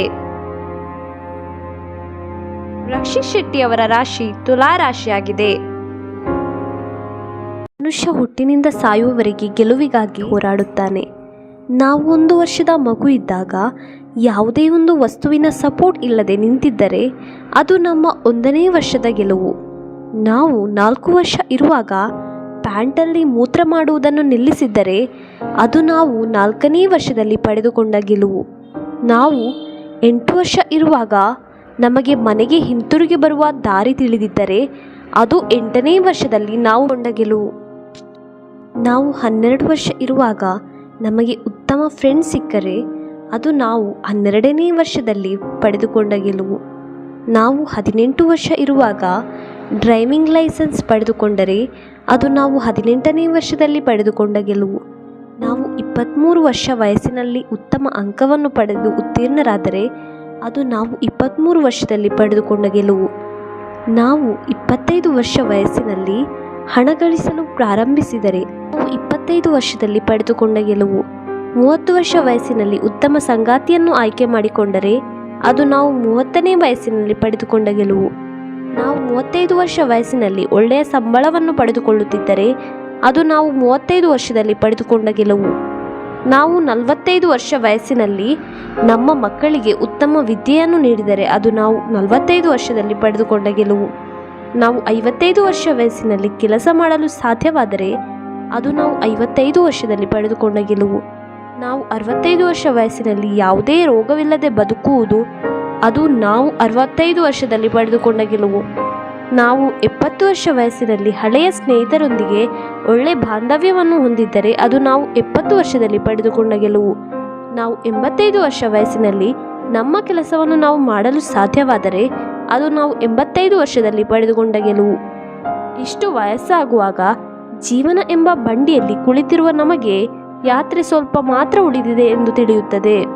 ಜನವರಿ ತಿಂಗಳಲ್ಲಿ ಜನಿಸಿದವರು ಕಾಫಿ ಬಣ್ಣದ ಸೀರೆಯನ್ನು ಹೆಚ್ಚು ಧರಿಸಿದರೆ ಒಳ್ಳೆಯದು. ಫೆಬ್ರವರಿ ತಿಂಗಳಲ್ಲಿ ಜನಿಸಿದವರು ನೇರಳೆ ಬಣ್ಣದ ಸೀರೆಯನ್ನು ಹೆಚ್ಚು ಧರಿಸಿದರೆ ಒಳ್ಳೆಯದು. ಮಾರ್ಚ್ ತಿಂಗಳಲ್ಲಿ ಜನಿಸಿದವರು ಹಸಿರು ಮತ್ತು ನೀಲಿ ಬಣ್ಣದ ಸೀರೆಯನ್ನು ಹೆಚ್ಚು ಧರಿಸಿದರೆ ಒಳ್ಳೆಯದು. ಏಪ್ರಿಲ್ ತಿಂಗಳಲ್ಲಿ ಜನಿಸಿದವರು ಹಸಿರು ಮತ್ತು ಕೆಂಪು ಬಣ್ಣದ ಸೀರೆಯನ್ನು ಹೆಚ್ಚು ಧರಿಸಿದರೆ ಒಳ್ಳೆಯದು. ಮೇ ತಿಂಗಳಲ್ಲಿ ಜನಿಸಿದವರು ಹಸಿರು ಮತ್ತು ಕೇಸರಿ ಬಣ್ಣದ ಸೀರೆಯನ್ನು ಹೆಚ್ಚು ಧರಿಸಿದರೆ ಒಳ್ಳೆಯದು. ಜೂನ್ ತಿಂಗಳಲ್ಲಿ ಜನಿಸಿದವರು ಹಳದಿ ಬಣ್ಣದ ಸೀರೆಯನ್ನು ಹೆಚ್ಚು ಧರಿಸಿದರೆ ಒಳ್ಳೆಯದು. ಜುಲೈ ತಿಂಗಳಲ್ಲಿ ಜನಿಸಿದವರು ಕೇಸರಿ ಮತ್ತು ಗುಲಾಬಿ ಬಣ್ಣದ ಸೀರೆಯನ್ನು ಹೆಚ್ಚು ಧರಿಸಿದರೆ ಒಳ್ಳೆಯದು. ಆಗಸ್ಟ್ ತಿಂಗಳಲ್ಲಿ ಜನಿಸಿದವರು ಕೇಸರಿ ಮತ್ತು ಕೆಂಪು ಬಣ್ಣದ ಸೀರೆಯನ್ನು ಹೆಚ್ಚು ಧರಿಸಿದರೆ ಒಳ್ಳೆಯದು. ಸೆಪ್ಟೆಂಬರ್ ತಿಂಗಳಲ್ಲಿ ಜನಿಸಿದವರು ಆಕಾಶ ನೀಲಿ ಮತ್ತು ನೀಲಿ ಬಣ್ಣದ ಸೀರೆಯನ್ನು ಹೆಚ್ಚು ಧರಿಸಿದರೆ ಒಳ್ಳೆಯದು. ಅಕ್ಟೋಬರ್ ತಿಂಗಳಲ್ಲಿ ಜನಿಸಿದವರು ನೇರಳೆ ಬಣ್ಣದ ಸೀರೆಯನ್ನು ಹಾಗೂ ನೀಲಿ ಬಣ್ಣದ ಸೀರೆಯನ್ನು ಹೆಚ್ಚು ಧರಿಸಿದರೆ ಒಳ್ಳೆಯದು. ನವೆಂಬರ್ ತಿಂಗಳಲ್ಲಿ ಜನಿಸಿದವರು ಕಂದು ಬಣ್ಣದ ಸೀರೆಯನ್ನು ಹೆಚ್ಚು ಧರಿಸಿದರೆ ಒಳ್ಳೆಯದು. ಡಿಸೆಂಬರ್ ತಿಂಗಳಲ್ಲಿ ಜನಿಸಿದವರು ನೀಲಿ ಬಣ್ಣದ ಸೀರೆ ಹಾಗೂ ಆಕಾಶ ನೀಲಿ ಬಣ್ಣದ ಸೀರೆಯನ್ನು ಹೆಚ್ಚು ಧರಿಸಿದರೆ ಒಳ್ಳೆಯದು. ಯಾವುದೇ ಶುಭ ಸಮಾರಂಭಗಳಿಗೆ ಹೋಗುವಾಗ ಮದುವೆಯಾದ ಹೆಂಗಸರು ಬಿಳಿ ಬಣ್ಣದ ಸೀರೆಯನ್ನು ಧರಿಸಬಾರದು. ಸೀಮಂತಕ್ಕೆ ಗರ್ಭಿಣಿಯು ಹಸಿರು ಬಣ್ಣದ ಸೀರೆಯನ್ನು ಉಟ್ಟರೆ ಒಳ್ಳೆಯದು. ಗಂಡನಿಂದ ಈ ರೀತಿಯ ಕೆಲಸವನ್ನು ಮಾಡಿಸಿಕೊಳ್ಳುವ ಹೆಂಡತಿಯರಿಗೆ ದೇವರು ಕೊಡುವ ಶಿಕ್ಷೆಗಳು ಹೀಗಿವೆ. ಗಂಡನಿಗೆ ಬಟ್ಟೆ ಒಗೆಯಲು ಹೇಳಿದರೆ ಸಾಯುವ ಸಮಯದಲ್ಲಿ ಹೆಂಡತಿಗೆ ಪಕ್ಷಪಾತ ಆಗುತ್ತದೆ. ಗಂಡನಿಗೆ ನೆಲ ಒರೆಸಲು ಹೇಳಿದರೆ ಸಾಯುವ ಸಮಯದಲ್ಲಿ ಹೆಂಡತಿಯ ಕಾಲು ಮುರಿಯುತ್ತದೆ. ಗಂಡನಿಗೆ ಅಡುಗೆ ಮಾಡಲು ಹೇಳಿದರೆ ಸಾಯುವ ಸಮಯದಲ್ಲಿ ಹೆಂಡತಿಯ ಬಾಯಿಯ ತುಂಬ ಹುಣ್ಣುಗಳಾಗುತ್ತದೆ. ಗಂಡನಿಗೆ ಪಾತ್ರೆಯನ್ನು ತೊಳೆಯಲು ಹೇಳಿದರೆ ಆ ಸಮಯದಲ್ಲಿ ಹೆಂಡತಿಗೆ ಮಾನಸಿಕ ಕಾಯಿಲೆಗಳು ಹಾಗೂ ವಿವಿಧ ಬಗೆಯ ಮಾನಸಿಕ ತೊಂದರೆಗಳು ಕೂಡ ಉಂಟಾಗುತ್ತದೆ. ಗಂಡನಿಗೆ ಟಾಯ್ಲೆಟ್ ಕ್ಲೀನ್ ಮಾಡಲು ಹೇಳಿದರೆ ಹೆಂಡತಿಗೆ ಸಾಯುವ ಸಮಯದಲ್ಲಿ ಬುದ್ಧಿಭ್ರಮಣೆ ಆಗುತ್ತದೆ. ಗಂಡನಿಗೆ ಕಾಲನ್ನು ಒತ್ತಲು ಹೇಳಿದರೆ ಸಾಯುವ ಸಮಯದಲ್ಲಿ ಹೆಂಡತಿ ಮಲಗಿದ್ದಲ್ಲೇ ಇರುತ್ತಾಳೆ. ನಡೆಯಲು ಕೂಡ ಅವಳಿಂದ ಸಾಧ್ಯವೇ ಆಗುವುದಿಲ್ಲ. ಹೆಂಡತಿಯು ಗಂಡನ ಬಳಿ ಮನೆಯ ಕಸವನ್ನು ಗುಡಿಸಲು ಹೇಳಿದರೆ ಸಾಯುವ ಸಮಯದಲ್ಲಿ ಹೆಂಡತಿಗೆ ಚರ್ಮ ರೋಗ ಬರುತ್ತದೆ. ನೀವು ಗಂಡನಿಗೆ ಬೈದರೆ ಹೆಂಡತಿಗೆ ಸಾಯುವ ಸಮಯದಲ್ಲಿ ಮಾತು ಬರುವುದಿಲ್ಲ. ನಿಮ್ಮ ಮೊಬೈಲ್ ನೀರಿಗೆ ಬಿದ್ದಾಗ ತಕ್ಷಣ ಆನ್ ಮಾಡಲು ಪ್ರಯತ್ನಿಸಬೇಡಿ, ಏಕೆಂದರೆ ಇದು ಸರ್ಕ್ಯೂಟ್ ಹಾನಿಗೆ ಕಾರಣವಾಗುತ್ತದೆ. ಸಾಧ್ಯವಾದಷ್ಟು ಬೇಗ ಅದನ್ನು ತೆಗೆದುಕೊಂಡು ಹೋಗಿ ಅಕ್ಕಿಯಲ್ಲಿ ಇಡಿ. ಟಿಶ್ಯೂ ಪೇಪರ್ನಿಂದ ಮೊಬೈಲ್ನ ಮೇಲೆ ಕಾಣಿಸುವ ನೀರನ್ನು ಸ್ವಚ್ಛಗೊಳಿಸಿ ಅಥವಾ ಬಟ್ಟೆಯನ್ನು ಕೂಡ ಉಪಯೋಗಿಸಬಹುದು. ಡಿಸ್ಟಿಲ್ಡ್ ವಾಟರ್ನಿಂದ ಮೊಬೈಲನ್ನು ಕ್ಲೀನ್ ಮಾಡಿ. ನಂತರ ಮೊಬೈಲನ್ನು ಬಿಸಿಲಿನಲ್ಲಿ ಒಣಗಲು ಇಡಬೇಕು. ಮಾಡುವುದರಿಂದ ಮೊಬೈಲ್ನ ಒಳಗೆ ನೀರು ಹೋಗಿದ್ದರೆ ಅದು ಅಲ್ಲೇ ಆವಿಯಾಗುತ್ತದೆ. 80 ವೋಲ್ಟ್ ದೀಪದ ಕೆಳಗೆ ಮೊಬೈಲನ್ನು ಇಟ್ಟರೆ ಅದು ಮೊಬೈಲ್ನಲ್ಲಿರುವ ನೀರನ್ನು ಹೀರಿಕೊಳ್ಳುತ್ತದೆ. ವ್ಯಾಕ್ಯೂಮ್ ಕ್ಲೀನರನ್ನು ಕೂಡ ಬಳಸಿ ಮೊಬೈಲ್ನ ಒಳಗೆ ಹೋಗಿರುವ ನೀರನ್ನು ಹೊರತೆಗೆಯಬಹುದು. ಮೊಬೈಲ್ ನೀರಿಗೆ ಬಿದ್ದು ನಿಮ್ಮ ಮೊಬೈಲ್ನ ಒಳಗೆ ನೀರೇನಾದರೂ ಹೋಗಿದ್ದರೆ ತಪ್ಪಿ ಕೂಡ ನೀವು ನಿಮ್ಮ ಮನೆಯಲ್ಲಿ ಬಳಸುವ ಹೇರ್ ಡ್ರೈಯರನ್ನು ಅದಕ್ಕಾಗಿ ಬಳಸಬಾರದು. ಇದರಿಂದ ಬ್ಯಾಟರಿ ಡ್ಯಾಮೇಜ್ ಆಗುತ್ತದೆ. ಮೊಬೈಲ್ ಏನಾದರೂ ನೀರಿಗೆ ಬಿದ್ದಾಗ ತಪ್ಪಿಯೂ ಕೂಡ ಅದಕ್ಕೆ ಕಡ್ಡಿ ಅಥವಾ ಬೇರೆ ಯಾವುದಾದರೂ ವಸ್ತುವನ್ನು ಹಾಕಬಾರದು. ಏಕೆಂದರೆ ನಾವು ಈ ರೀತಿ ಮಾಡುವುದರಿಂದ ನಾವು ನೀರನ್ನು ಇನ್ನೂ ಒಳಗೆ ದೂಡಿದಂತಾಗುತ್ತದೆ. ಬಂಗಾರದ ಪೆಟ್ಟಿಗೆ ಇರುವ ಜಾಗದಲ್ಲಿ ಹಾವುಗಳು ಕಾಣಿಸಿಕೊಳ್ಳುತ್ತದೆ. ತುಂಬ ಮಳೆ ಬರುತ್ತದೆ. ವಾತಾವರಣದಲ್ಲಿ ಬದಲಾವಣೆಗಳು ಕಂಡುಬರುತ್ತದೆ. ನಿಧಿ ಇರುವ ಸ್ಥಳ ಬೇರೆ ಸ್ಥಳಕ್ಕಿಂತ ವಿಭಿನ್ನವಾಗಿ ಕಾಣಿಸುತ್ತದೆ. ಆ ಸ್ಥಳಕ್ಕೆ ನೀವು ಗೋಮೂತ್ರವನ್ನು ಸಿಂಪಡಿಸಬೇಕು. ಇದರಿಂದ ಆ ಸ್ಥಳವೇನಾದರೂ ಅಪವಿತ್ರವಾಗಿದ್ದರೆ ಆ ಸ್ಥಳ ಶುದ್ಧವಾಗುತ್ತದೆ. ಬಂಗಾರದ ಪೆಟ್ಟಿಗೆ ಅಥವಾ ನಿಧಿ ಇರುವ ಸ್ಥಳದಲ್ಲಿ ಆಗಾಗ ಭೂಮಿ ಜೋರಾಗಿ ಕಂಪಿಸುತ್ತದೆ. ಆಗ ನೀವು ಆ ಸ್ಥಳಕ್ಕೆ ಹೋಗಿ ಒಂದು ಬಿಳಿ ಬಟ್ಟೆಯನ್ನು ತೆಗೆದುಕೊಂಡು ಅದರ ಮೇಲೆ ಸಾಸಿವೆಯನ್ನು ಹರಡಬೇಕು. ಸಾಸಿವೆ ಏನಾದರೂ ಒಡೆದರೆ ಆ ಸ್ಥಳದಲ್ಲಿ ನಿಧಿ ಇದೆ ಎಂದರ್ಥ. ಮಾಡಿದ ನಂತರ ನಿಮಗೇನಾದರೂ ಬಂಗಾರದ ನಿಧಿ ಅಥವಾ ಬಂಗಾರದ ಪೆಟ್ಟಿಗೆ ದೊರೆತರೆ ನೀವು ತಪ್ಪಿಯೂ ಕೂಡ ಅದನ್ನು ಮಾರಬಾರದು. ಬದಲಾಗಿ ಅದನ್ನು ನಿಮ್ಮ ಮನೆಯಲ್ಲಿ ಇಟ್ಟುಕೊಳ್ಳಬೇಕು. ಇದರಿಂದ ನೀವು ಶ್ರೀಮಂತರಾಗುತ್ತೀರಿ ಮತ್ತು ಮುಟ್ಟಿದ್ದೆಲ್ಲ ಸಂಪತ್ತಾಗುತ್ತದೆ. ಒಂದು ವೇಳೆ ಮಾರಿದರೆ ನೀವು ತುಂಬಾ ಬಡವರಾಗುತ್ತೀರಿ. ಕಂಜೂಸ್ ಜನರ ಲಕ್ಷಣಗಳು ಹೀಗಿವೆ. ಕಂಜೂಸ್ ಜನರ ಮನೆಗೆ ಹೋಗಿ ನೀವು ಕುಳಿತುಕೊಂಡಾಗ ನಿಮ್ಮ ಬಳಿ ಚೆನ್ನಾಗಿ ಮಾತನಾಡುತ್ತಾರೆ. ನಿಮ್ಮ ಬಳಿ ಊಟ ಮಾಡುತ್ತೀರಾ ಅಥವಾ ತಿಂಡಿ ಬೇಕಾ ಎಂದು ಕೂಡ ಕೇಳುವುದಿಲ್ಲ. ಹಾಗೂ ನೀವು ಅಲ್ಲಿಂದ ಹೊರಡುವಾಗ ಛೇ, ನೀವು ತಿಂಡಿ ಕೂಡ ತಿನ್ನದೆ ಹೋಗುವುದಾ ಎನ್ನುತ್ತಾರೆ. ಕಂಜೂಸ್ ಜನರ ಮನೆಯ ಅಂಗಳದಲ್ಲೇನಾದರೂ ಒಳ್ಳೆಯ ಗಿಡ ಅಥವಾ ಯಾವುದೇ ಬಳ್ಳಿ ನೀವು ನೋಡಿದರೆ ನಾವು ಬೇಕು ಎಂದು ಕೇಳಿದರೆ ಅವರು ಹೀಗೆನ್ನುತ್ತಾರೆ, ನಿಮಗೆ ಗಿಡವನ್ನು ಕೊಡಲು ಏನೂ ಅಭ್ಯಂತರವಿಲ್ಲ. ಆದರೆ ಈ ಸಮಯದಲ್ಲಿ ಯಾರು ಗಿಡವನ್ನು ನೆಡುವುದಿಲ್ಲ. ಯಾಕೆಂದರೆ ಈ ಸಮಯದಲ್ಲಿ ಗಿಡ ನೆಟ್ಟರೆ ಅದು ಸಾಯುತ್ತದೆ. ಹಾಗೂ ಈಗ ಈ ಗಿಡ ಕೂಡ ತುಂಬಾ ಸಣ್ಣದಾಗಿದೆ. ನಿಮಗೆ ದೊಡ್ಡದಾದ ಮೇಲೆ ತೆಗೆದುಕೊಂಡು ಹೋಗಬಹುದು. ನಿಮಗೆ ಬಸ್ನಲ್ಲಿ ಹೋಗುವಾಗ ಇದನ್ನು ಕೊಂಡೋಗಲು ಸಮಸ್ಯೆ ಆಗಬಹುದು. ಈ ರೀತಿ ಹಲವಾರು ನೆಪಗಳನ್ನು ಹೇಳಲು ಪ್ರಾರಂಭಿಸುತ್ತಾರೆ. ನೀವೇನಾದರೂ ಕಂಜೂಸ್ ಜನರ ಜೊತೆಗೆ ಶಾಪಿಂಗ್ ಮಾಡಲು ಹೋದರೆ ಶಾಪಿಂಗ್ ಮುಗಿದ ನಂತರ ಅವರು ಹೀಗೆನ್ನುತ್ತಾರೆ, ನನ್ನ ಬಳಿ ಚಿಲ್ಲರೆ ಇಲ್ಲ, ಬರೀ 2,000 ರೂಪಾಯಿ ಇದೆ ಅಷ್ಟೇ.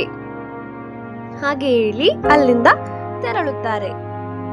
ನೀವೇನಾದರೂ ಕಂಜೂಸ್ ಜನರ ಜೊತೆಗೆ ಹೋಟೆಲ್ಗೆ ಹೋದರೆ ನೀವು ಬಿಲ್ ಕೊಡಲು ಹೋಗುವ ತನಕ ಅವರು ತಿಂದುಕೊಂಡೇ ಇರುತ್ತಾರೆ. ನೀವು ಬಿಲ್ ಕೊಟ್ಟು ಬಂದಾದ ಮೇಲೆ ಅವರು ಕೈ ತೊಳೆಯಲು ಹೋಗುತ್ತಾರೆ.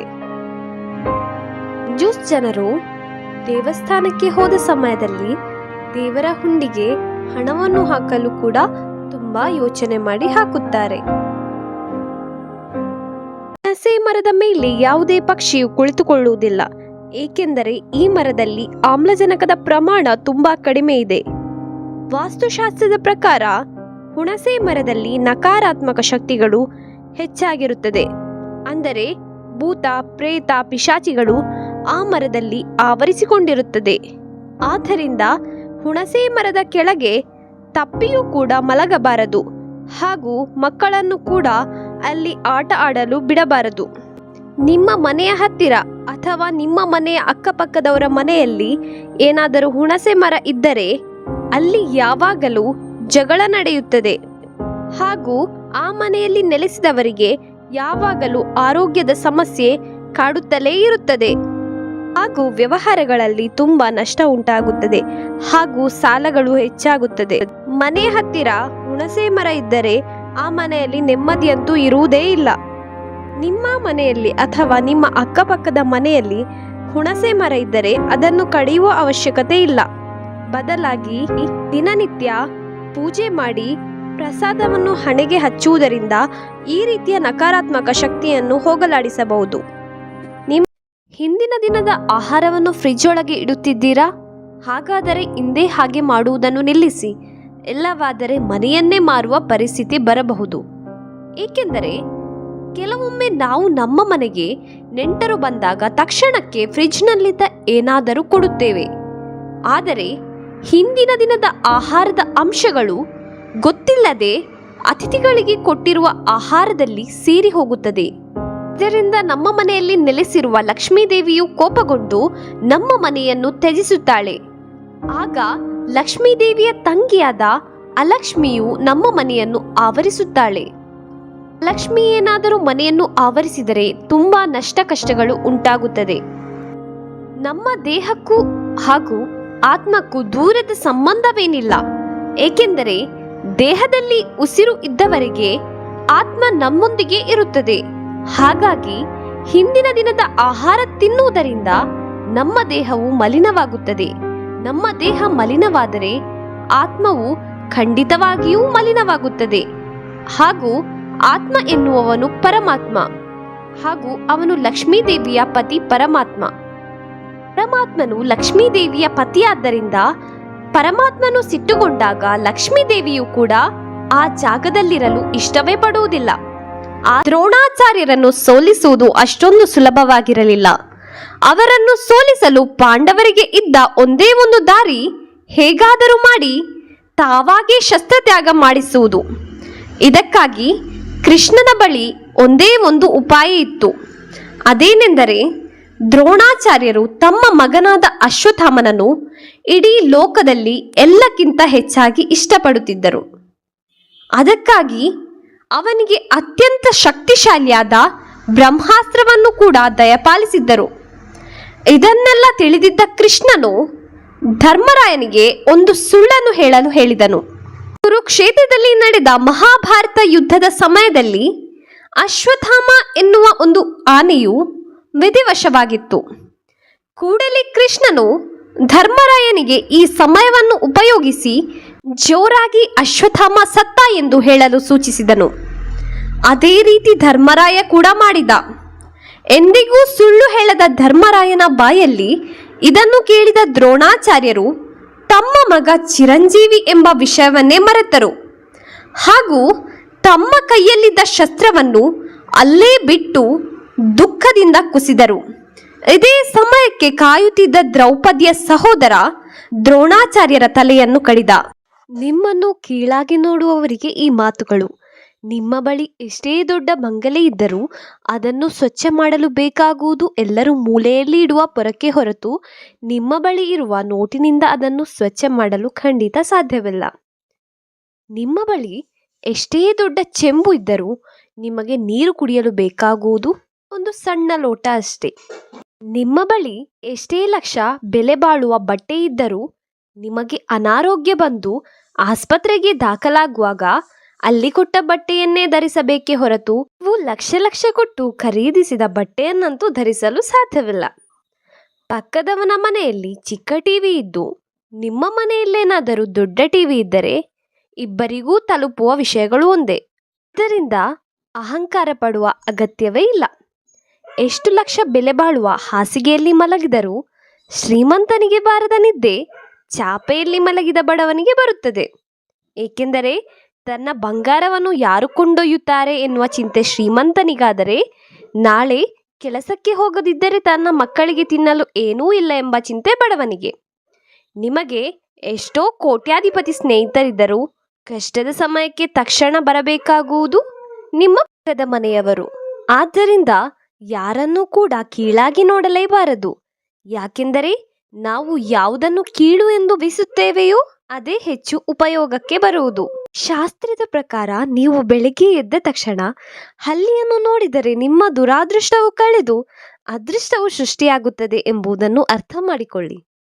ಕಣ್ಣು ತೆರೆದ ತಕ್ಷಣ ಹಲ್ಲಿಯನ್ನು ನೋಡುವುದು ಅತ್ಯಂತ ಮಂಗಳಕರವೆಂದು ಪರಿಗಣಿಸಲಾಗಿದೆ. ಇದರರ್ಥ ಶೀಘ್ರದಲ್ಲೇ ಯಶಸ್ಸೆನ್ನುವುದು ನಿಮ್ಮ ಜೀವನದಲ್ಲಿ ಎದುರಾಗಲಿದೆ ಎಂಬುದಾಗಿದೆ. ಜ್ಯೋತಿಷ್ಯದಲ್ಲಿ ಹಾಗೂ ಹಲವಾರು ವಾಸ್ತು ಪ್ರಕಾರಗಳಲ್ಲಿ ಹಾಗೂ ಪುರಾಣಗಳಲ್ಲಿ ಕೂಡ ಹಲ್ಲಿಯನ್ನು ತುಂಬಾ ಮಂಗಳಕರವೆಂದು ಪರಿಗಣಿಸಲಾಗುತ್ತದೆ ಮತ್ತು ಅದನ್ನು ಸಂಪತ್ತಿನ ಸಂಕೇತವೂ ಕೂಡ ಎಂದು ಕರೆಯಲಾಗುತ್ತದೆ. ಒಂದು ವೇಳೆ ನೀವು ಬೆಳಗ್ಗೆ ಎದ್ದ ತಕ್ಷಣ ಹಲ್ಲಿಯನ್ನು ನೋಡಿದ್ದೀರಿ ಎನ್ನುವುದಾದರೆ ನಿಮಗೆ ಆ ದಿನ ತುಂಬಾ ವಿಶೇಷವಾದ ದಿನ ಹಾಗೂ ನೀವು ಶೀಘ್ರದಲ್ಲೇ ಹಣವನ್ನು ಪಡೆಯಲಿದ್ದೀರಿ ಎಂದರ್ಥ. ಈ ಕಾರಣಗಳಿಂದಲೇ ಹಲವಾರು ಕಡೆ ಬೆಳಗ್ಗೆ ಎದ್ದ ತಕ್ಷಣವೇ ಹಲ್ಲಿಯನ್ನು ನೋಡುವ ಸಂಪ್ರದಾಯವಿದೆ. ಒಂದು ವೇಳೆ ಹಲ್ಲಿ ನೋಡಲು ಸಿಗದಿದ್ದರೆ ಅದರ ಫೋಟೋವನ್ನು ಕೂಡ ನೋಡುವ ಜನರಿದ್ದಾರೆ. ಹಲ್ಲಿಯು ದೇಹದ ಒಂದೊಂದು ಭಾಗಕ್ಕೂ ಬಿದ್ದರೂ ಅದಕ್ಕೆ ಒಂದೊಂದು ಕಾರಣಗಳಿವೆ. ಹಲ್ಲಿಯು ವ್ಯಕ್ತಿಯ ತಲೆಯ ಮೇಲೇನಾದರೂ ಬಿದ್ದರೆ ಆ ವ್ಯಕ್ತಿಗೆ ಆ ದಿನವು ತುಂಬಾ ಮಂಗಳಕರವೆಂದರ್ಥ. ಇದನ್ನು ಶಾಸ್ತ್ರದಲ್ಲಿ ತುಂಬಾ ವಿವರವಾಗಿ ಉಲ್ಲೇಖಿಸಿದ್ದಾರೆ. ಜ್ಯೋತಿಷ್ಶಾಸ್ತ್ರದ ಪ್ರಕಾರ ಹಲ್ಲಿಯು ವ್ಯಕ್ತಿಯ ತಲೆಯ ಮೇಲೇನಾದರೂ ಬಿದ್ದರೆ ಇದು ವ್ಯಕ್ತಿಯ ಗೌರವ ಮತ್ತು ಪ್ರತಿಷ್ಠೆಯಲ್ಲಿ ಹೆಚ್ಚಳವಾಗಿರುವ ಸಂಕೇತವಾಗಿದೆ. ಇದರಿಂದ ಸಮಾಜದಲ್ಲಿ ಓರ್ವ ವ್ಯಕ್ತಿಯ ಗೌರವ ಮತ್ತು ಘನತೆ ಹೆಚ್ಚಾಗುತ್ತದೆಂದರ್ಥ. ದೋಸೆಗೆ ಸೋಡದ ಹುಡಿ ಹಾಕುವ ಬದಲು ಸ್ವಲ್ಪ ಮೊಸರನ್ನು ಸೇರಿಸಿ, ಆಗ ದೋಸೆ ಉಬ್ಬಿ ಬರುತ್ತದೆ. ಕುಕ್ಕರಿನ ರಬ್ಬರ್ ಲೂಸ್ ಆಗಿದ್ದರೆ ಅದನ್ನು 1 ಗಂಟೆಗಳ ಕಾಲ ಫ್ರಿಡ್ಜ್ನಲ್ಲಿ ಇಟ್ಟರೆ ಅದು ಗಟ್ಟಿಯಾಗುತ್ತದೆ. ಕಾಫಿಗೆ ಚಿಟಿಕೆ ಉಪ್ಪು ಹಾಕಿದರೆ ಅದರ ರುಚಿ ದುಪ್ಪಟ್ಟಾಗುತ್ತದೆ. ನಿಮ್ಮ ಗ್ಯಾಸ್ ಸಿಲಿಂಡರ್ ಖಾಲಿಯಾಗಿದ್ದರೆ ಸ್ವಲ್ಪ ಹೊತ್ತು ಆ ಸಿಲಿಂಡರನ್ನು ನೀರ ಮೇಲೆ ಇಡಿ. ಇದರಿಂದ ಹೆಚ್ಚು ಹೊತ್ತು ಗ್ಯಾಸ್ ಬಳಕೆ ಮಾಡಬಹುದು. ನೀವು ಮನೆಯಲ್ಲಿ ಬಿರಿಯಾನಿ ಅಥವಾ ಪಲಾವನ್ನು ಮಾಡುವಾಗ ಎಣ್ಣೆಯ ಜೊತೆ ತುಪ್ಪ ಕೂಡ ಸೇರಿಸುವುದರಿಂದ ಬಿರಿಯಾನಿ ಉದುರುದುರಾಗಿರುತ್ತದೆ. ನೀವು ಮೊಟ್ಟೆಯನ್ನು ಬೇಯಲು ಇಡುವಾಗ ಸ್ವಲ್ಪ ಈರುಳ್ಳಿಯ ಸಿಪ್ಪೆಯನ್ನು ಕೂಡ ಹಾಕಿ. ಇದರಿಂದ ಮೊಟ್ಟೆಯ ಸಿಪ್ಪೆಯನ್ನು ಬೇಗನೆ ತೆಗೆಯಬಹುದು. ತುಂಬಾ ಜನಕ್ಕೆ ಈರುಳ್ಳಿ ತುಂಡು ಮಾಡುವಾಗ ಕಣ್ಣಿನಲ್ಲಿ ನೀರು ಬರುತ್ತಾ ಇರುತ್ತದೆ. ನಿಮಗೂ ಕೂಡ ಕಣ್ಣಿನಲ್ಲಿ ನೀರು ಬರುತ್ತಿದ್ದರೆ ನೀವು ಈರುಳ್ಳಿಯನ್ನು 15 ನಿಮಿಷಗಳ ಕಾಲ ಫ್ರಿಡ್ಜ್ನಲ್ಲಿಟ್ಟು ನಂತರ ತುಂಡು ಮಾಡಿ. ಇದರಿಂದ ಸ್ವಲ್ಪವೂ ಕಣ್ಣೀರು ಬರುವುದಿಲ್ಲ. ಹಾಲು ಉಕ್ಕುವಾಗ ಸ್ವಲ್ಪ ಹಾಲಿಗೆ ನೀರನ್ನು ಹಾಕಿದರೆ ಅದು ಉಕ್ಕಿ ಹೋಗುವುದಿಲ್ಲ. ನೀವು ಅನ್ನವನ್ನು ಬೇಯಿಸುವಾಗ ಸ್ವಲ್ಪ ಉಪ್ಪನ್ನು ಸೇರಿಸಿ. ಹೀಗೆ ಉಪ್ಪನ್ನು ಸೇರಿಸುವುದರಿಂದ ಅನ್ನವು ಬೇಗ ಹಾಳಾಗುವುದಿಲ್ಲ. ನೀವು ಅಡುಗೆ ಮಾಡುವಂತಹ ಪಾತ್ರೆಗಳು ತಳ ಹಿಡಿದು ಸುಟ್ಟಿದ್ದರೆ ಸ್ವಲ್ಪ ಉಪ್ಪನ್ನು ಸೇರಿಸಿ ತೊಳೆಯುವುದರಿಂದ ಅದು ಸ್ವಚ್ಛವಾಗುತ್ತದೆ. ಗ್ಯಾಸಲ್ಲಿ ಪಾತ್ರೆಗಳನ್ನು ಇಟ್ಟು ಅಡುಗೆ ಮಾಡುವುದರಿಂದ ಅಷ್ಟು ಕಪ್ಪಾಗುವುದಿಲ್ಲ. ಆದರೆ ಅಡುಗೆ ಒಲೆಯಲ್ಲಿ ಇಟ್ಟರೆ ಪಾತ್ರೆಗಳು ಕಪ್ಪಾಗುತ್ತದೆ. ಅದಕ್ಕಾಗಿ ಸ್ವಲ್ಪ ಎಣ್ಣೆಯನ್ನು ಪಾತ್ರೆಯ ಕೆಳಗೆ ಹಚ್ಚಿ ಒಲೆಗೆ ಇಟ್ಟರೆ ಅದು ಕಪ್ಪಾಗುವುದಿಲ್ಲ. ನಿಮ್ಮ ನಕ್ಷತ್ರ ಹಾಗೂ ಅವುಗಳ ಗಣಗಳು ಹೀಗಿವೆ. ಅಶ್ವಿನಿ ನಕ್ಷತ್ರದ ಗಣ ದೇವಗಣವಾಗಿದೆ, ಭರಣಿ ನಕ್ಷತ್ರದ ಗಣ ಮನುಷ್ಯ ಗಣವಾಗಿದೆ ಹಾಗೂ ಕೃತಿಕಾ ನಕ್ಷತ್ರದ ಗಣ ರಾಕ್ಷಸ ಗಣವಾಗಿದೆ. ಪುಷ್ಯ ನಕ್ಷತ್ರದ ಗಣ ದೇವಗಣವಾಗಿದೆ, ಆಶ್ಲೇಷ ನಕ್ಷತ್ರದ ಗಣ ರಾಕ್ಷಸ ಗಣವಾಗಿದೆ, ಮಾಘ ನಕ್ಷತ್ರದ ಗಣ ರಾಕ್ಷಸ ಗಣವಾಗಿದೆ.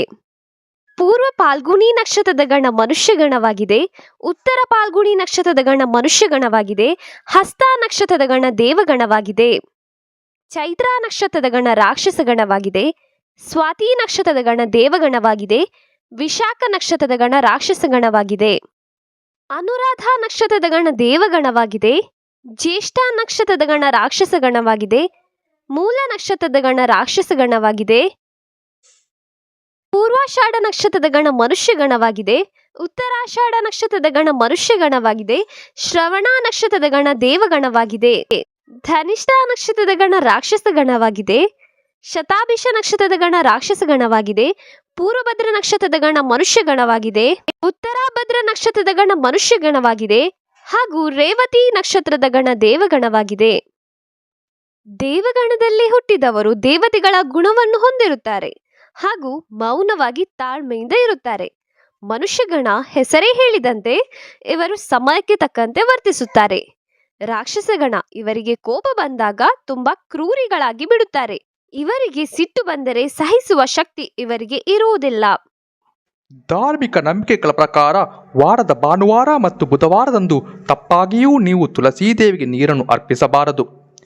ಯಾಕೆಂದರೆ ಈ ದಿನ ತುಳಸಿ ಮಾತೆಯು ವಿಶ್ರಾಂತಿಯನ್ನು ಪಡೆದುಕೊಳ್ಳುತ್ತಿರುತ್ತಾಳೆ.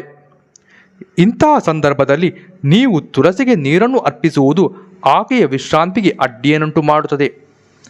ಇದರಿಂದ ನೀವು ಆಕೆಯ ಕೋಪಕ್ಕೂ ಗುರಿಯಾಗಬಹುದು.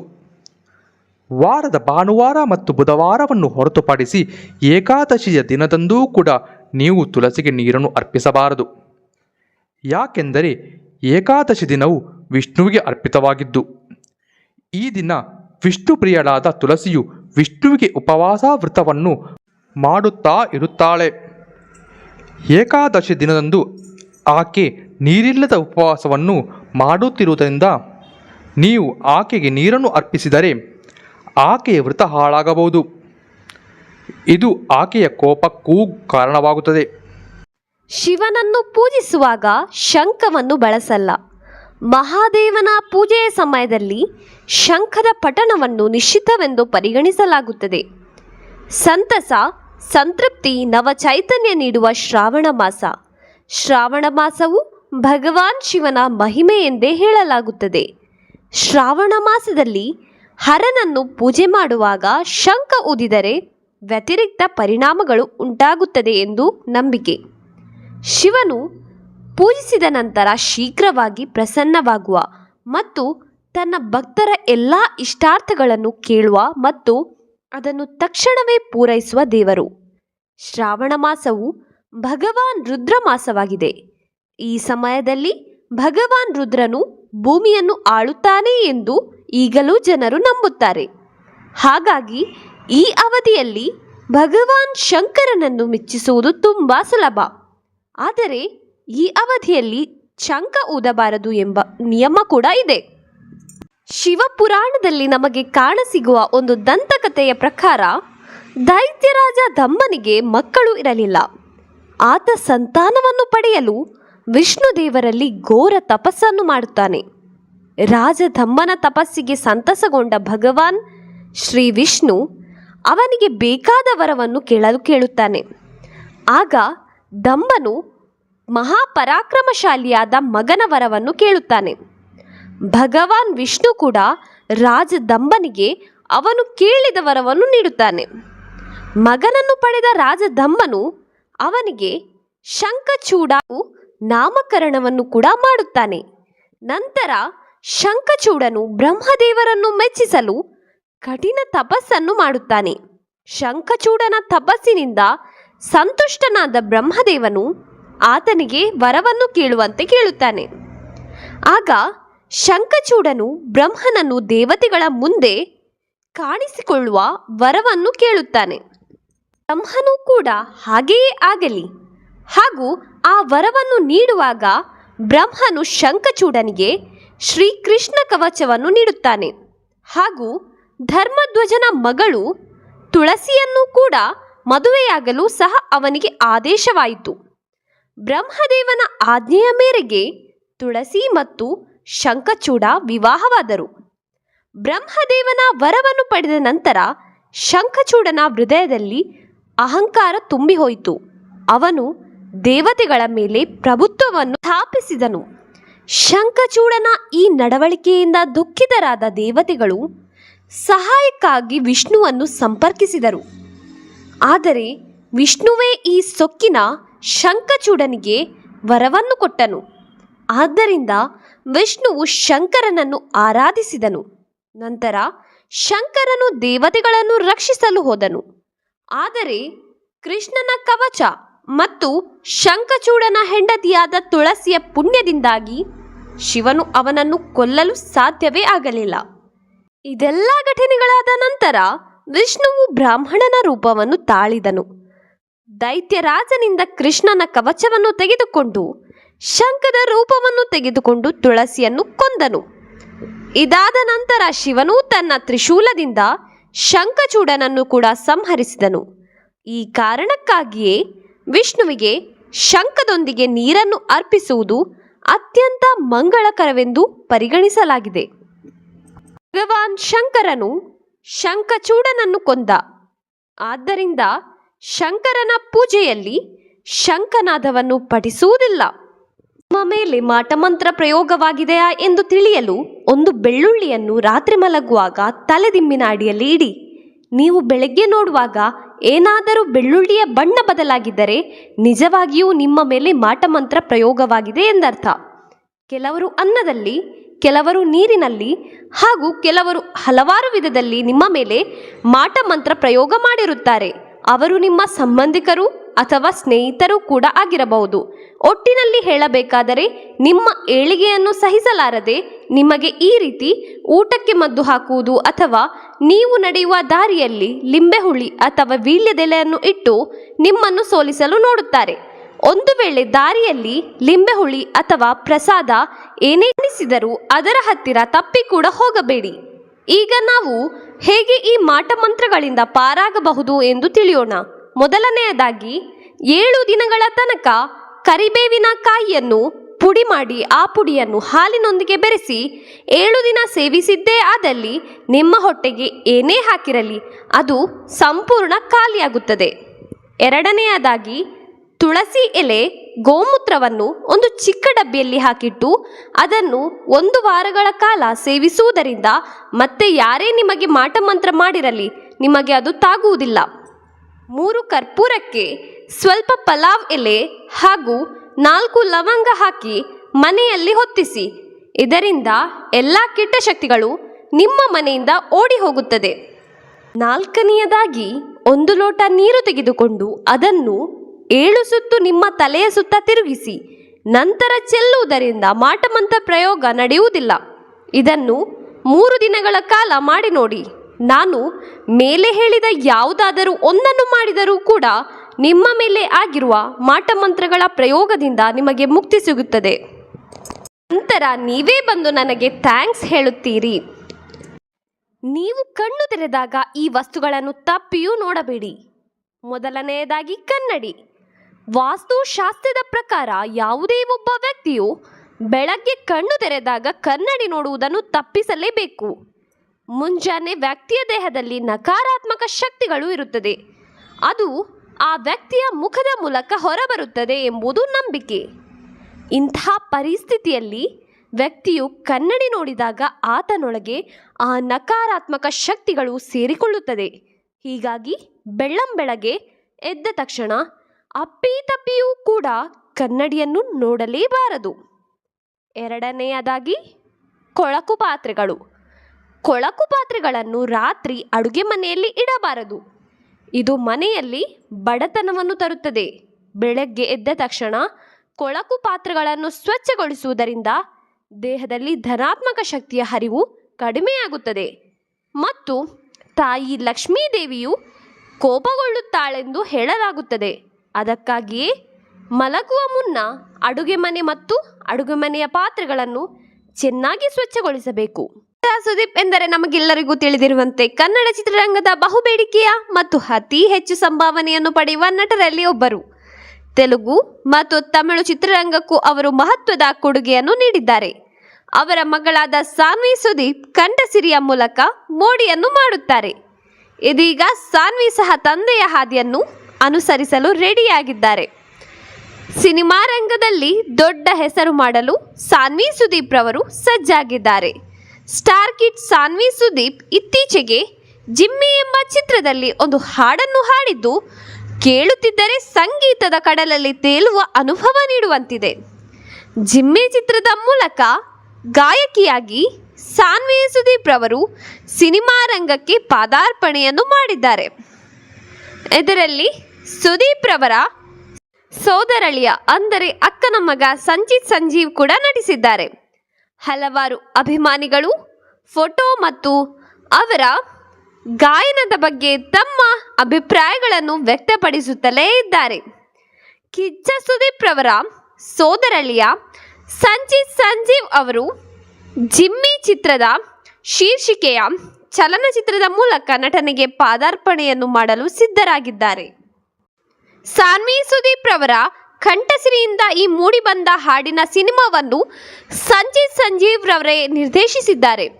ಕಿಚ್ಚ ಸುದೀಪ್ ಅವರ ಪತ್ನಿ ಪ್ರಿಯಾ ಅವರ ಒಡೆತನದ ಸುಪ್ರಿಯಾನ್ವಿ ಪಿಕ್ಚರ್ ಸ್ಟುಡಿಯೋ ಈ ಚಿತ್ರವನ್ನು ಲಹರಿ ಫಿಲ್ಮ್ಸ್ ಮತ್ತು ವೀನಸ್ ಎಂಟರ್ಟೈನರ್ಸ್ ಸಹಯೋಗದೊಂದಿಗೆ ನಿರ್ಮಿಸುತ್ತಿದೆ. ಅದೃಷ್ಟವಂತ ಪುರುಷರ ಲಕ್ಷಣಗಳು ಹೀಗಿರುತ್ತದೆ. ಪುರುಷರ ಹಣೆ ವಿಶಾಲವಾಗಿದ್ದರೆ ಜೀವನದಲ್ಲಿ ಅವರು ಬಯಸಿದ್ದೆಲ್ಲ ಅವರಿಗೆ ದೊರೆಯುತ್ತದೆ ಎಂದರ್ಥ. ಪುರುಷರ ಕಿವಿ ದೊಡ್ಡದಾಗಿದ್ದರೆ ಭಾಗ್ಯಲಕ್ಷ್ಮಿಯು ಸದಾ ಅವರ ಜೊತೆ ಇರುತ್ತಾಳೆ ಎಂದರ್ಥ. ಪುರುಷರ ಹಲ್ಲು ಒಂದರ ಮೇಲೆ ಒಂದು ಇದ್ದರೆ ಅವರು ತುಂಬ ಬುದ್ಧಿವಂತರು ಎಂದರ್ಥ. ಅದೃಷ್ಟವಂತ ಪುರುಷರ ದೇಹದಲ್ಲಿ ತುಂಬ ಕೂದಲು ಇರುತ್ತದೆ.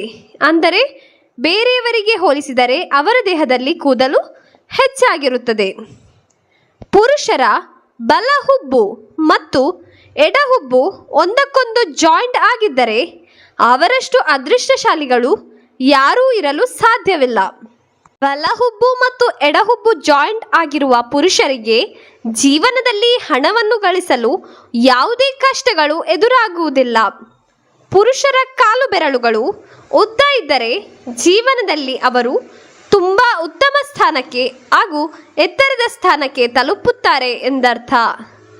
ಪುರುಷರ ಮೂಗು ಚಪ್ಪಟೆಯಾಗಿದ್ದರೆ ಅಂತಹ ಪುರುಷರಿಗೆ ಸುಂದರವಾದ ಹೆಂಡತಿ ಸಿಗುತ್ತಾಳೆ ಎಂದರ್ಥ. ಪುರುಷರ ಕೂದಲು ಬಿಳಿಯಾಗಿದ್ದರೆ ಅವರಿಗೆ ಹೆಚ್ಚು ಜ್ಞಾನ ಇರುತ್ತದೆ ಎಂದರ್ಥ. ಪುರುಷರ ಮೊಣಕಾಲು ಕಪ್ಪಗಾಗಿದ್ದರೆ ಅಂತಹ ಪುರುಷರಿಗೆ ಶನಿದೇವನ ಕೃಪೆ ಯಾವಾಗಲೂ ಇರುತ್ತದೆ ಎಂದರ್ಥ. ಬಾಲಿನ ಸಮಯದಲ್ಲಿ ಹೇಗೆ ಕರ್ತವ್ಯನಿಷ್ಠರಾಗಿರಬೇಕೆಂದು ಕೃಷ್ಣನು ನಮಗೆ ಮಹಾಭಾರತದ ಮೂಲಕ ಕಲಿಸುತ್ತಾನೆ. ದುರಾಸೆಯು ನಿಮ್ಮನ್ನು ಅಧರ್ಮಕ್ಕೆ ಹೇಗೆ ಕರೆದೊಯ್ಯುತ್ತದೆ ಎಂಬುದನ್ನು ದುರ್ಯೋಧನನು ನಮಗೆ ಕಲಿಸುತ್ತಾನೆ. ಕರ್ಣನು ನಮಗೆ ದಯೆಯ ಗುಣದ ಬಗ್ಗೆ ಕಲಿಸುತ್ತಾನೆ. ನಾವು ಮಾತನಾಡುವ ಮೊದಲು ಹೇಗೆ ಯೋಚಿಸಬೇಕು ಎಂಬುದನ್ನು ದ್ರೌಪದಿ ನಮಗೆ ಕಲಿಸುತ್ತಾಳೆ. ಸೇಡು ತೀರಿಸಿಕೊಳ್ಳಲು ಶಕುನಿಯ ನಿರ್ಣಯ ಕುರುವಂಶದ ನಾಶಕ್ಕೆ ಕಾರಣವಾಯಿತು. ಪ್ರತೀಕಾರವು ಎಲ್ಲವನ್ನು ತಿನ್ನುತ್ತದೆ, ಕೊನೆಗೆ ನಮ್ಮನ್ನು ಕೂಡ ಎಂದು ಶಕುನಿ ನಮಗೆ ಮಹಾಭಾರತದ ಮೂಲಕ ಕಲಿಸಿದನು. ಅಭಿಮನ್ಯು ಧೈರ್ಯದಿಂದ ಚಕ್ರವ್ಯೂಹವನ್ನು ಪ್ರವೇಶಿಸಲು ಮುಂದಾದನಾದರೂ ಅಭಿಮನ್ಯು ಅದರಿಂದ ಹೊರಬರಲು ಸಾಧ್ಯವಾಗಲಿಲ್ಲ. ಅವನ ಉದಾಹರಣೆಯು ನಮಗೆ ಅರ್ಥಜ್ಞಾನವು ಹೇಗೆ ಅಪಾಯಕಾರಿಯಾಗಿದೆ ಎಂಬುದನ್ನು ಮಹಾಭಾರತದ ಮೂಲಕ ತೋರಿಸಿಕೊಡುತ್ತದೆ. ಏಕಮನಸ್ಸಿನ ಗಮನವು ಒಬ್ಬರ ಗುರಿಗಳನ್ನು ಸಾಧಿಸಲು ಹೇಗೆ ಸಹಾಯ ಮಾಡುತ್ತದೆ ಎಂಬುದನ್ನು ಮಹಾಭಾರತದ ಮೂಲಕ ಅರ್ಜುನ ನಮಗೆ ಕಲಿಸುತ್ತಾನೆ. ಯುಧಿಷ್ಠಿರನು ನಮಗೆ ಸತ್ಯದ ಮಹತ್ವವನ್ನು ತಿಳಿಸಿಕೊಡುತ್ತಾನೆ. ಧೃತರಾಷ್ಟ್ರನಿಗೆ ಭಾಗಶಃ ದೃಷ್ಟಿಯೇ ಇರಲಿಲ್ಲ. ಅವನು ತನ್ನ ಮಕ್ಕಳನ್ನು ಕುರುಡಾಗಿ ಪ್ರೀತಿಸುತ್ತಿದ್ದನು ಮತ್ತು ಆದ್ದರಿಂದ ಅವನು ಅವರನ್ನು ಎಂದಿಗೂ ಖಂಡಿಸಲಿಲ್ಲ. ಧೃತರಾಷ್ಟ್ರನಿಂದ ಕುರುಡು ಪ್ರೀತಿಯಿಂದಾಗುವ ಅಪಾಯ ನಮಗೆ ತಿಳಿಯಿತು. ಶಬ್ದರಹಿತ ಮತ್ತು ಶಾಂತಿಯುತ ನಿದ್ದೆಗಾಗಿ ತಲೆ ದಕ್ಷಿಣ ದಿಕ್ಕಿನ ಕಡೆಗೆ ಇರುವಂತೆ ಮಲಗಬೇಕು. ಕಾಲುಗಳು ಉತ್ತರ ದಿಕ್ಕಿನ ಕಡೆಗೆ ಇರಬೇಕು. ಅನಾರೋಗ್ಯ, ಕೆಟ್ಟ ಕನಸು ಹಾಗೂ ನಿದ್ರಾಹೀನತೆಗೆ ಉತ್ತರ ದಿಕ್ಕು ಕಾರಣವಾಗಬಹುದು. ಹಾಗಾಗಿ ತಲೆಯನ್ನು ಮಲಗುವಾಗ ಉತ್ತರ ದಿಕ್ಕಿನಲ್ಲಿ ಇಡಬಾರದು. ಪೂರ್ವ ದಿಕ್ಕಿನ ಕಡೆಗೆ ತಲೆಯಿಟ್ಟು ಮಲಗುವುದು ಪರಿಣಾಮಕಾರಿಯಾಗಿದೆ. ವಿಶೇಷವಾಗಿ ವಿದ್ಯಾರ್ಥಿಗಳಿಗೆ ಇದು ಸಕಾರಾತ್ಮಕ ಶಕ್ತಿಯನ್ನು ಸಂಗ್ರಹಿಸುವ ಸ್ಥಳವಾಗಿದೆ. ವಿದ್ಯಾರ್ಥಿಗಳು ಬೆಳಗ್ಗೆ ಎದ್ದಾಗ ಬಲಭಾಗಕ್ಕೆ ತಿರುಗಿ ಸೂರ್ಯನ ಬೆಳಕನ್ನು ನೋಡುವುದು ಉತ್ತಮ. ಈ ರೀತಿಯಾಗಿ ತಮ್ಮ ದಿನವನ್ನು ಸಕಾರಾತ್ಮಕ ಶಕ್ತಿಯಿಂದ ಪ್ರಾರಂಭಿಸಬಹುದು. ಜೀವನದಲ್ಲಿ ಅದೃಷ್ಟವಿದ್ದರೆ ಸುಖ, ಸಂಪತ್ತು ಎಲ್ಲವೂ ನಮ್ಮನ್ನರಸಿ ಬರುತ್ತದೆ. ಅದೃಷ್ಟವನ್ನು ಮನೆಗೆ ಬರಮಾಡಿಕೊಳ್ಳಲು ನಾವು ಯಾವ ಕ್ರಮವನ್ನು ಕೈಗೊಳ್ಳಬಹುದು ಎನ್ನುವುದನ್ನು ಜ್ಯೋತಿಷ್ಶಾಸ್ತ್ರದಲ್ಲಿ ತುಂಬ ಸಂಪೂರ್ಣವಾಗಿ ವಿವರಿಸಲಾಗಿದೆ. ಸಿದ್ಧ ಶ್ವೇತಾರ್ಕ ಗಣೇಶ ಎಂದರೆ ಎಕ್ಕದ ಗಿಡದ ಬೇರಿನಿಂದ ಮಾಡಿರುವ ಗಣೇಶ. ಎಕ್ಕದ ಗಿಡದ ಬೇರುಗಳು ಹಿಂದೂ ದೇವರಾದ ಗಣೇಶನ ಆಕಾರದಲ್ಲಿ ಬೆಳೆಯುತ್ತದೆ. ಇದು ಅಪರೂಪದ ಅದೃಷ್ಟದ ವಸ್ತುಗಳಲ್ಲಿ ಒಂದಾಗಿದೆ. ಜೀವನದಲ್ಲಿ ಏಕಾಗ್ರತೆ, ಬುದ್ಧಿವಂತಿಕೆ ಮತ್ತು ಸಾಮರಸ್ಯವನ್ನು ಬಯಸುವವರಿಗೆ ಇದನ್ನು ಇಡುವಂತೆ ವಿಶೇಷವಾಗಿ ಶಿಫಾರಸು ಮಾಡಲಾಗಿದೆ. ಮನೆಯಲ್ಲಿ ಈ ಅದೃಷ್ಟವನ್ನು ಸೆಳೆಯುವ ಈ ವಸ್ತುವನ್ನು ಸ್ಥಾಪಿಸುವಾಗ ಅದು ಉತ್ತರ ದಿಕ್ಕಿಗೆ ಮುಖ ಮಾಡಿರುವುದನ್ನು ಖಚಿತಪಡಿಸಿಕೊಳ್ಳಿ. ಯಾವಾಗಲೂ ಗಣೇಶನಿಗೆ ಸಂಬಂಧಿಸಿದ ಯಾವುದನ್ನಾದರೂ ಉತ್ತರ ಅಥವಾ ಈಶಾನ್ಯ ದಿಕ್ಕಿನಲ್ಲೇ ಇರಿಸಬೇಕು. ಹಿಂದೂ ಧರ್ಮದಲ್ಲಿ ಅನೇಕ ರೀತಿಯ ನಂಬಿಕೆಗಳಿದ್ದು ಅವುಗಳನ್ನು ಶತಮಾನಗಳಿಂದಲೂ ನಂಬಿಕೊಂಡು ಬರಲಾಗುತ್ತಿದೆ. ಇಂದಿಗೂ ಜನರು ಇಂತಹ ನಂಬಿಕೆಗಳನ್ನು ಅನುಸರಿಸಿಕೊಂಡು ಬರುತ್ತಿದ್ದಾರೆ. ಅವುಗಳಲ್ಲಿ ಸೀನುವುದು ಕೂಡ ಒಂದು. ಪ್ರಾಚೀನ ಕಾಲದಿಂದಲೂ ಕೆಲವೊಂದು ಸಂದರ್ಭಗಳಲ್ಲಿ ಸೀನುವುದನ್ನು ಅಶುಭವೆಂದು ನಂಬಿಕೊಂಡು ಬರಲಾಗಿದೆ. ಯಾವುದೋ ಒಂದು ಪ್ರಮುಖ ಕೆಲಸಕ್ಕಾಗಿ ಹೊರಗೆ ಹೋಗುವಾಗ ಯಾರಾದರೂ ಸೀನಿದರೆ ಅದನ್ನು ಅಶುಭವೆಂದು ಪರಿಗಣಿಸಲಾಗುತ್ತದೆ. ಹಾಗೂ ಯಾವುದಾದರೂ ಹೊಸ ಕೆಲಸವನ್ನು ಪ್ರಾರಂಭಿಸುವ ಮೊದಲು ಯಾರಾದರೂ ಸೀನಿದರೆ ಅದನ್ನು ಅಶುಭವೆಂದು ಪರಿಗಣಿಸಲಾಗುತ್ತದೆ. ಆದರೆ ಇನ್ನೂ ಕೆಲವೊಂದು ಸಂದರ್ಭಗಳಿವೆ. ಅಂತಹ ಸಂದರ್ಭಗಳಲ್ಲಿ ಸೀನುವುದು ಕೆಟ್ಟ ಶಕುನವಲ್ಲ. ಹಾಗೆಯೇ ಕೆಲವೊಂದು ಸಂದರ್ಭಗಳಲ್ಲಿ ಸೀನುವುದು ಮಂಗಳಕರವಾದ ವಿಷಯವಾಗಿದೆ. ಶಕುನ ಶಾಸ್ತ್ರದ ಪ್ರಕಾರ ನೀವು ಮನೆಯಿಂದ ಹೊರಗೆ ಹೋಗುವಾಗ ಸೀನಿದರೆ ಅದನ್ನು ಅಶುಭವೆಂದು ಪರಿಗಣಿಸಲಾಗುತ್ತದೆ. ಆದರೆ ನೀವು ಅದು ಒಂದಕ್ಕಿಂತ ಹೆಚ್ಚು ಬಾರಿ ಸೀನಿದರೆ ಮಾತ್ರ. ನೀವೇನಾದರೂ ಒಂದಕ್ಕಿಂತ ಹೆಚ್ಚು ಬಾರಿ ಸೀನಿದರೆ ಆ ಸಂದರ್ಭವನ್ನು ಶುಭವೆಂದು ಪರಿಗಣಿಸಲಾಗುತ್ತದೆ. ಒಂದಕ್ಕಿಂತ ಹೆಚ್ಚು ಬಾರಿ ಸೀನುವುದು ಎಂದರೆ ನೀವು ಮಾಡಲು ಹೊರಟ ಕೆಲಸದಲ್ಲಿ ಜಯವನ್ನು ಸುಲಭವಾಗಿ ಸಾಧಿಸುತ್ತೀರಿ ಎಂದು. ಇನ್ನೂ ಹಲವಾರು ಸಂದರ್ಭಗಳಿವೆ. ನೀವು ಸಂಬಂಧಿಕರ ಮನೆ ಅಥವಾ ಕೆಲಸದ ಕಾರಣದಿಂದ ಹೊರಗೆ ಹೋಗುತ್ತಿದ್ದರೆ ಆ ಸಮಯದಲ್ಲಿ ನೀವು ಎಡಭಾಗದಿಂದ ಯಾರೋ ಸೀನುವ ಶಬ್ದವನ್ನು ಕೇಳಿದರೆ ನೀವು ಏನಾದರೂ ಸಮಸ್ಯೆಯನ್ನು ಎದುರಿಸುತ್ತೀರಿ ಎಂಬ ಮುನ್ಸೂಚನೆಯನ್ನು ನಿಮಗೆ ಕೊಡುತ್ತದೆ. ಕೆಟ್ಟ ದೃಷ್ಟಿ ಎಂದರೆ ಸಾಮಾನ್ಯವಾಗಿ ಯಾರದೊಬ್ಬರ ದೃಷ್ಟಿ ಉದ್ದೇಶಪೂರ್ವಕವಾಗಿಯೋ ಅಥವಾ ಇಲ್ಲದೆಯೋ ಬೀಳುವುದು.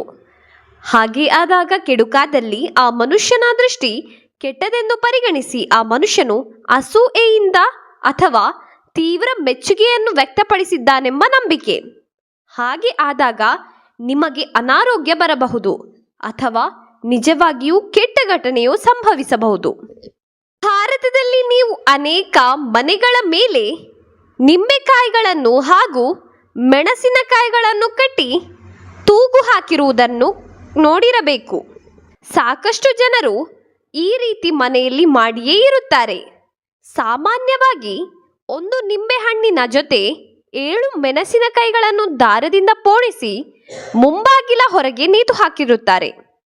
ನಮಗೆ ತಿಳಿದಿರುವಂತೆ ಅದೆಷ್ಟೋ ಸಂಖ್ಯೆಗಳಿವೆ. ಆದರೆ ಸಂಖ್ಯೆ 7 ಮಾಂತ್ರಿಕ ಸಂಖ್ಯೆ ಎಂದು ಪರಿಗಣಿಸಿ ಈ ಮೋಡಿಯು ಮನೆಗೆ ಅದೃಷ್ಟ ಮತ್ತು ಅಭಿವೃದ್ಧಿ ತರುವುದೆಂಬ ನಂಬಿಕೆ. ಕನಸು ಕಾಣುವುದು ಸಾಮಾನ್ಯವಾದ ಪ್ರಕ್ರಿಯೆ. ಸ್ವಪ್ನಶಾಸ್ತ್ರವು ಹೇಳುವ ಪ್ರಕಾರ ಕನಸಿನಲ್ಲಿ ಕಾಣುವ ವಿಷಯಗಳು ವಿಶೇಷವಾದ ಮಹತ್ವವನ್ನು ಹೊಂದಿದೆ ಮತ್ತು ಕನಸುಗಳು ಹಿಂದಿನ ಮತ್ತು ಭವಿಷ್ಯದ ಬಗ್ಗೆ ನಮಗೆ ಮಾಹಿತಿಯನ್ನು ನೀಡುತ್ತವೆ. ಅದಕ್ಕಾಗಿಯೇ ಪ್ರಾಚೀನ ಕಾಲದಲ್ಲಿ ರಾಜ ಮಹಾರಾಜನು ತನ್ನ ಆಸ್ಥಾನದಲ್ಲಿ ಕನಸಿನ ಪಂಡಿತರನ್ನು ಇಟ್ಟುಕೊಳ್ಳುತ್ತಿದ್ದರು. ಇದರಿಂದ ರಾಜರು ತಮಗೆ ಬೀಳುವ ಕನಸುಗಳ ಅರ್ಥವನ್ನು ತಿಳಿದುಕೊಳ್ಳುತ್ತಿದ್ದರು. ಕೆಲವೊಂದು ಕನಸುಗಳನ್ನು ನಮಗೆ ಮರೆಯುವುದಕ್ಕೂ ಸಾಧ್ಯವಾಗುವುದಿಲ್ಲ ಅಥವಾ ಮನಸ್ಸಿನಲ್ಲಿ ಇಟ್ಟುಕೊಳ್ಳಲು ಕೂಡ ಸಾಧ್ಯವಾಗುವುದಿಲ್ಲ. ಆಗಾಗ್ಗೆ ನೀವು ಕನಸಿನಲ್ಲಿ ದೇವಸ್ಥಾನ ಅಥವಾ ದೇವಾಲಯದ ಗಂಟೆಗಳನ್ನು ಬಾರಿಸುವುದನ್ನು ನೋಡಿರಬಹುದು. ದೇವಾಲಯವು ನಮ್ಮ ಆಧ್ಯಾತ್ಮಿಕ ಮತ್ತು ಧಾರ್ಮಿಕ ಚಟುವಟಿಕೆಗಳ ಕೇಂದ್ರವಾಗಿದೆ. ಅಂತಹ ಪರಿಸ್ಥಿತಿಯಲ್ಲಿ ಕನಸಿನಲ್ಲಿ ದೇವಸ್ಥಾನ ಅಥವಾ ದೇವಾಲಯದ ಗಂಟೆಯನ್ನು ಬಾರಿಸುವುದನ್ನು ನೋಡುವುದರ ಅರ್ಥ, ಸ್ವಪ್ನಶಾಸ್ತ್ರದ ಪ್ರಕಾರ ನೀವು ಕನಸಿನಲ್ಲಿ ದೇವಾಲಯವನ್ನು ನೋಡಿದರೆ ಅದನ್ನು ಮಂಗಳಕರ ಸಂಕೇತವೆಂದು ಪರಿಗಣಿಸಲಾಗುತ್ತದೆ. ಅಂದರೆ ಬಹಳ ದಿನಗಳಿಂದ ನೀವು ನೆನೆದಿದ್ದ ನಿಮ್ಮ ಕೆಲಸ ಶೀಘ್ರದಲ್ಲೇ ಮುಗಿದು ಹೋಗುತ್ತದೆ ಎಂದರ್ಥ ಹಾಗೂ ನಿಮ್ಮ ಪ್ರಯತ್ನಗಳು ಸಫಲವಾಗಲಿದೆ ಎಂದರ್ಥ. ನೀವು ಕನಸಿನಲ್ಲಿ ದೇವಾಲಯವನ್ನು ನೋಡಿದ ಮರುದಿನ ದೇವಸ್ಥಾನಕ್ಕೆ ಹೋಗಿ ಅಲ್ಲಿ ಪೂಜೆ ಸಲ್ಲಿಸಿದ ನಂತರ ದಾನವನ್ನು ಮಾಡಿ.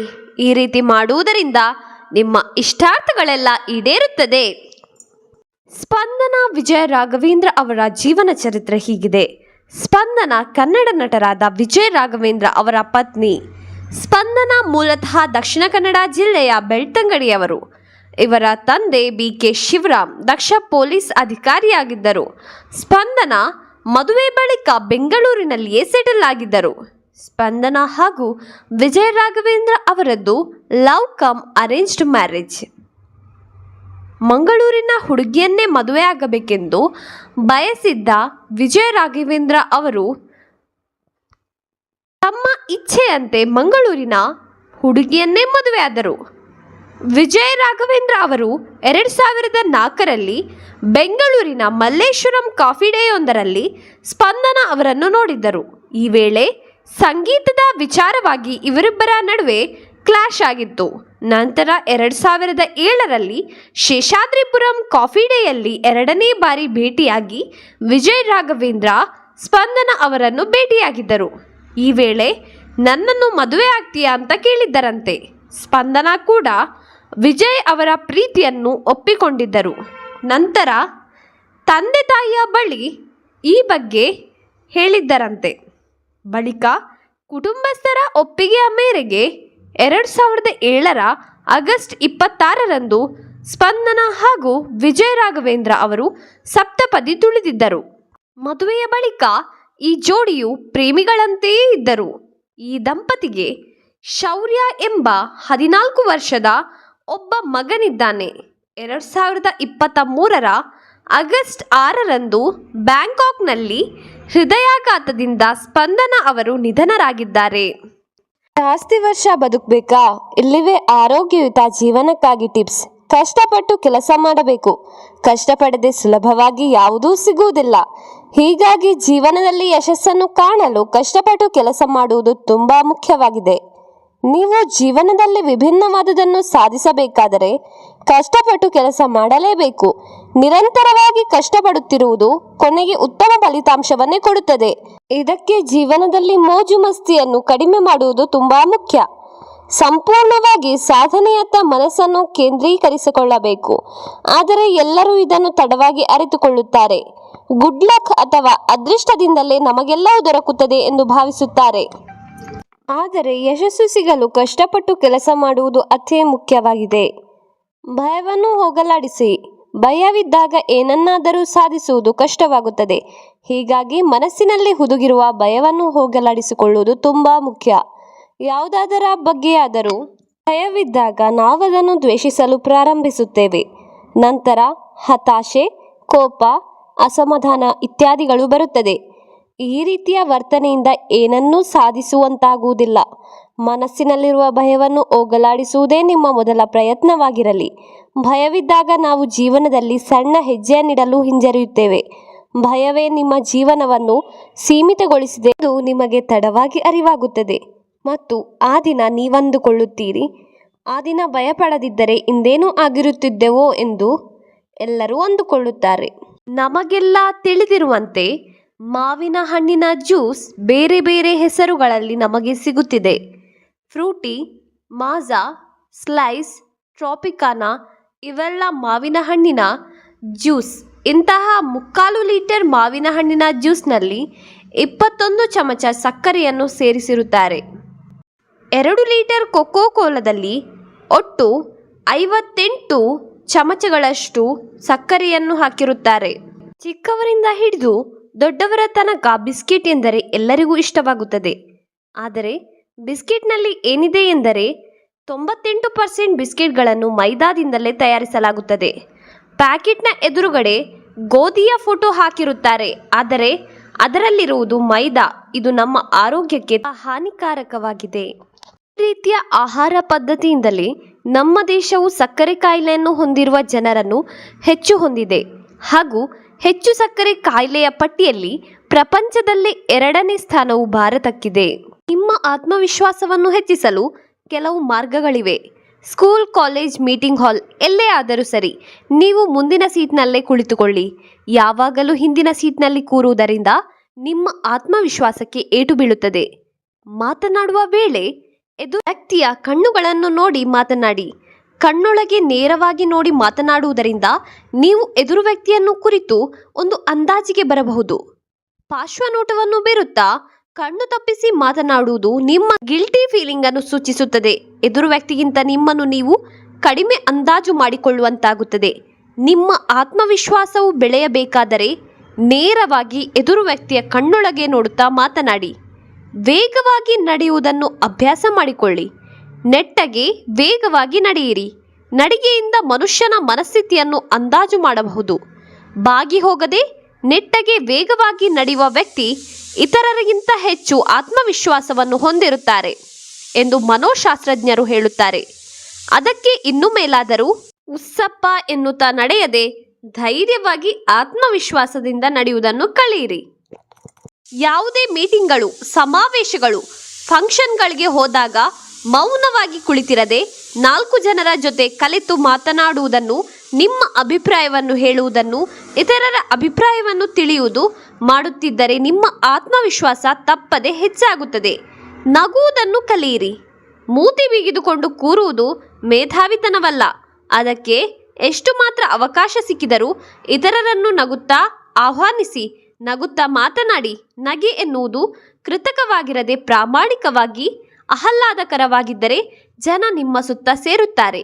ನಿಮ್ಮ ಆತ್ಮವಿಶ್ವಾಸವನ್ನು ಹೆಚ್ಚಿಸಿಕೊಳ್ಳಲು ನಗೆಯನ್ನು ಜೊತೆಗಾರನನ್ನಾಗಿ ಮಾಡಿಕೊಳ್ಳಿ.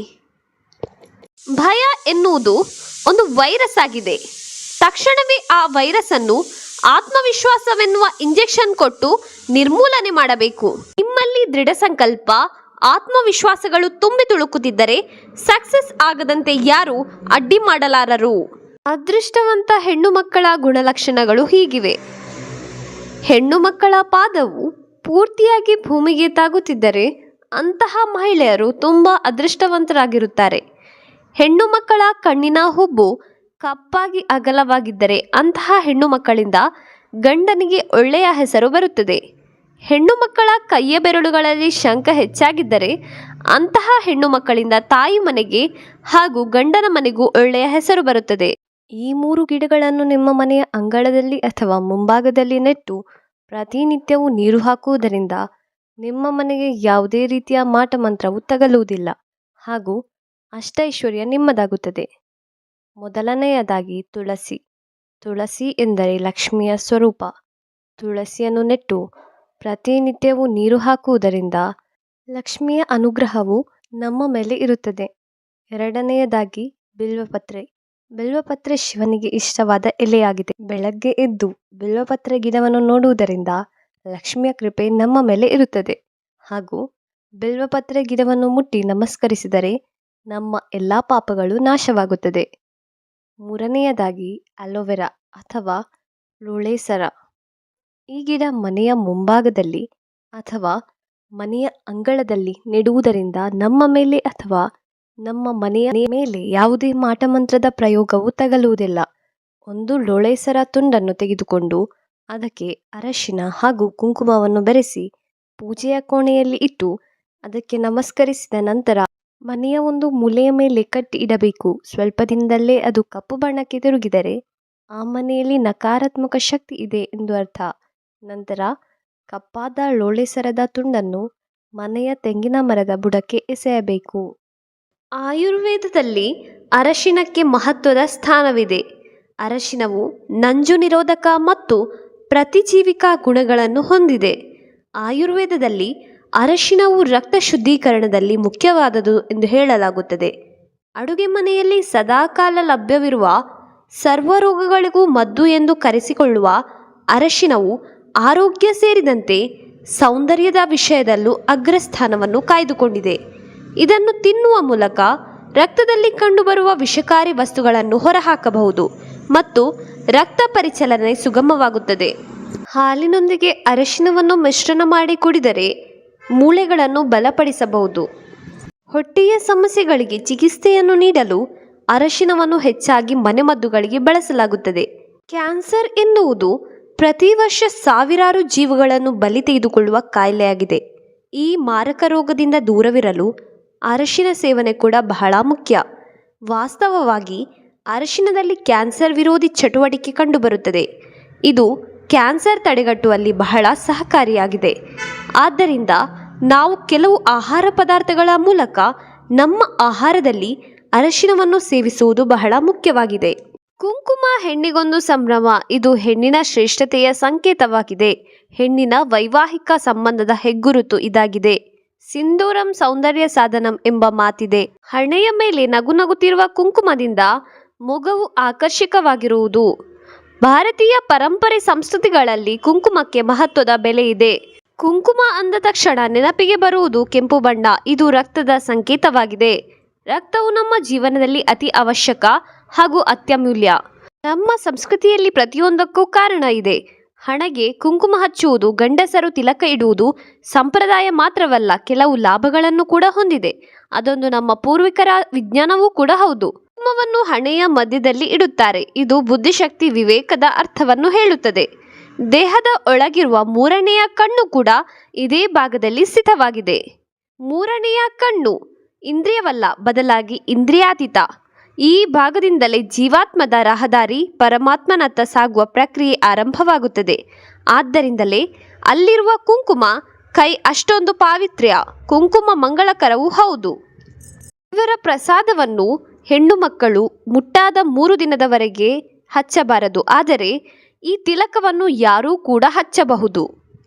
ಅವರ ಮನೆಯ ಗೋಡೆಯಲ್ಲೂ ಒಂದು ಜೀವಿಯು ಇದ್ದೇ ಇರುತ್ತದೆ. ಅದುವೇ ಹಲ್ಲಿ. ಇದು ಕೀಟಗಳನ್ನು ಹಿಡಿದು ತಿನ್ನುತ್ತದೆ. ಇದರ ಆಹಾರವೇ ಕೀಟವಾಗಿದೆ.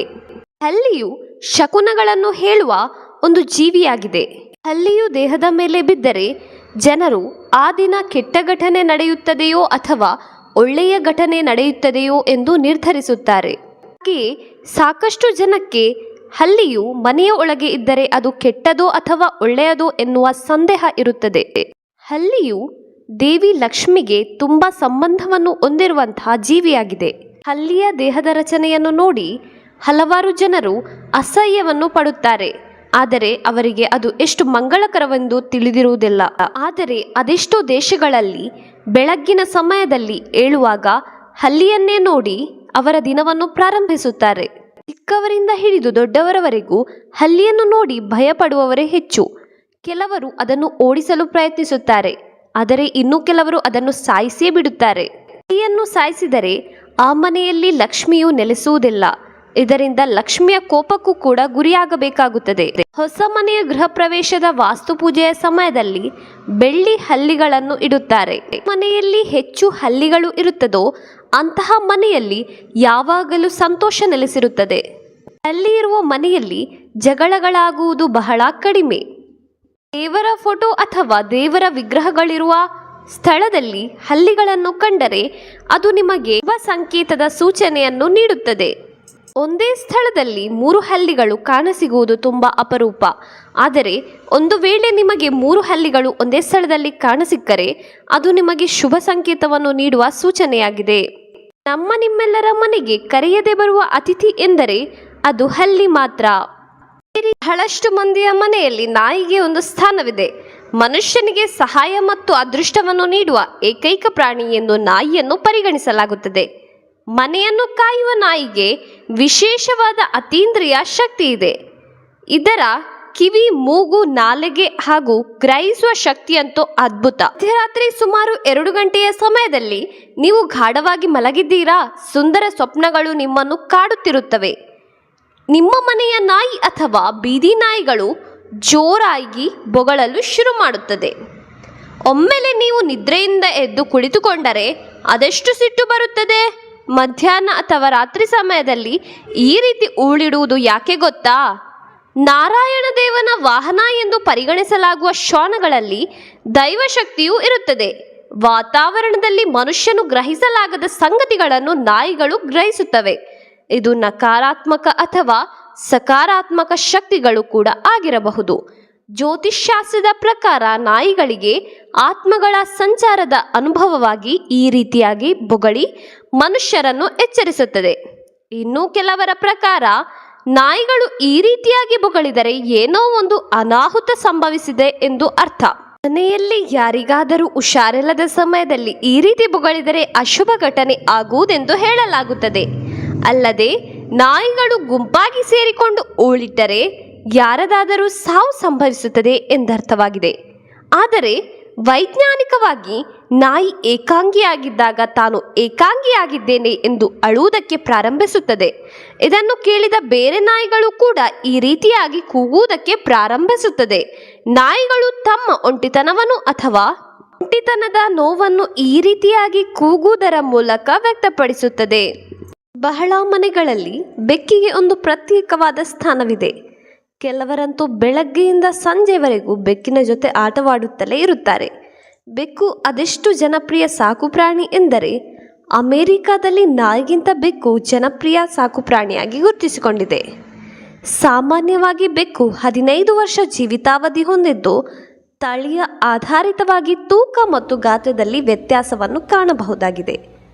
ಶಕುನಶಾಸ್ತ್ರ ಹೇಳುವ ಪ್ರಕಾರ ಬೆಕ್ಕಿಗೆ ಪ್ರಮುಖ ಸ್ಥಾನವಿದೆ. ರಾತ್ರಿ ವೇಳೆಯಲ್ಲಿ ಬೆಕ್ಕಿನ ಕಣ್ಣುಗಳು ಪ್ರಕಾಶಮಾನವಾಗಿ ಬಹಳ ವಿಚಿತ್ರವಾಗಿರುತ್ತದೆ. ಇದು ನಕಾರಾತ್ಮಕ ಶಕ್ತಿಗಳನ್ನು ಕಾಣಲು ಸಹಾಯ ಮಾಡುತ್ತದೆ. ಕೆಲವರಿಗೆ ಬೆಕ್ಕು ಮನೆಯಲ್ಲಿ ಓಡಾಡುತ್ತಿದ್ದರೆ ಸಂಪತ್ತುಗಳ ಹೆಚ್ಚಾಗುವ ಸಾಧ್ಯತೆ ಇರುತ್ತದೆ. ಬೆಕ್ಕು ಹಾಸಿಗೆಯ ಮೇಲೆ ಕುಳಿತರೆ ಧನ ನಷ್ಟಕ್ಕೆ ಕಾರಣವಾಗುತ್ತದೆ. ಬೆಕ್ಕು ಬಲದಿಂದ ಎಡಭಾಗಕ್ಕೆ ಚಲಿಸಿದರೆ ಅದು ಆರೋಗ್ಯದಲ್ಲಿ ಅಥವಾ ಹೋಗುತ್ತಿರುವ ಕಾರ್ಯದಲ್ಲಿ ನಷ್ಟಕ್ಕೆ ಕಾರಣವಾಗುತ್ತದೆ. ನಾವೇನಾದರೂ ಪ್ರಯಾಣದಲ್ಲಿರುವಾಗ ಬೆಕ್ಕು ಬಲಭಾಗದಿಂದ ಎಡಭಾಗಕ್ಕೆ ಚಲಿಸಿದರೆ ಇದು ಅಪಘಾತದ ಮುನ್ಸೂಚನೆಯನ್ನು ಸೂಚಿಸುತ್ತದೆ. ಈ ಸಮಯದಲ್ಲಿ ನಾವು 25 ಹೆಜ್ಜೆ ಹಿಂದಕ್ಕೆ ಚಲಿಸಿ ಮುಂದೆ ಸಾಗಬೇಕು. ಬೆಕ್ಕು ಎಡದಿಂದ ಬಲಭಾಗ ಚಲಿಸಿದರೆ ಅದು ಅಭಿವೃದ್ಧಿಯ ಸೂಚನೆ ಹಾಗೂ ಹೋಗುವ ಕಾರ್ಯದಲ್ಲಿ ಲಾಭದ ಸೂಚನೆಯನ್ನು ನೀಡುವಂತಾಗಿದೆ. ಗಂಡಸರು ಪೂಜೆಯನ್ನು ಮಾಡುವಾಗ ಕತ್ತರಿಸಿದ ಬಟ್ಟೆಯಿಂದ ಹೊಲಿದ ಯಾವುದೇ ವಸ್ತ್ರವನ್ನು ಧರಿಸಿ ಕುಳಿತುಕೊಳ್ಳಬಾರದು ಅಥವಾ ಪೂಜೆಯನ್ನು ಮಾಡಬಾರದು. ಇದು ಶಾಸ್ತ್ರಕ್ಕೆ ವಿರುದ್ಧವಾಗಿದೆ. ಗಂಡಸರು ಪೂಜೆಯನ್ನು ಮಾಡುವಾಗ ಪ್ಯಾಂಟ್ ಅಥವಾ ಶರ್ಟನ್ನು ಧರಿಸಿ ಪೂಜೆಯನ್ನು ಮಾಡಿದರೆ ಆ ಪೂಜೆಯು ಫಲವನ್ನು ಕೊಡುವುದಿಲ್ಲ.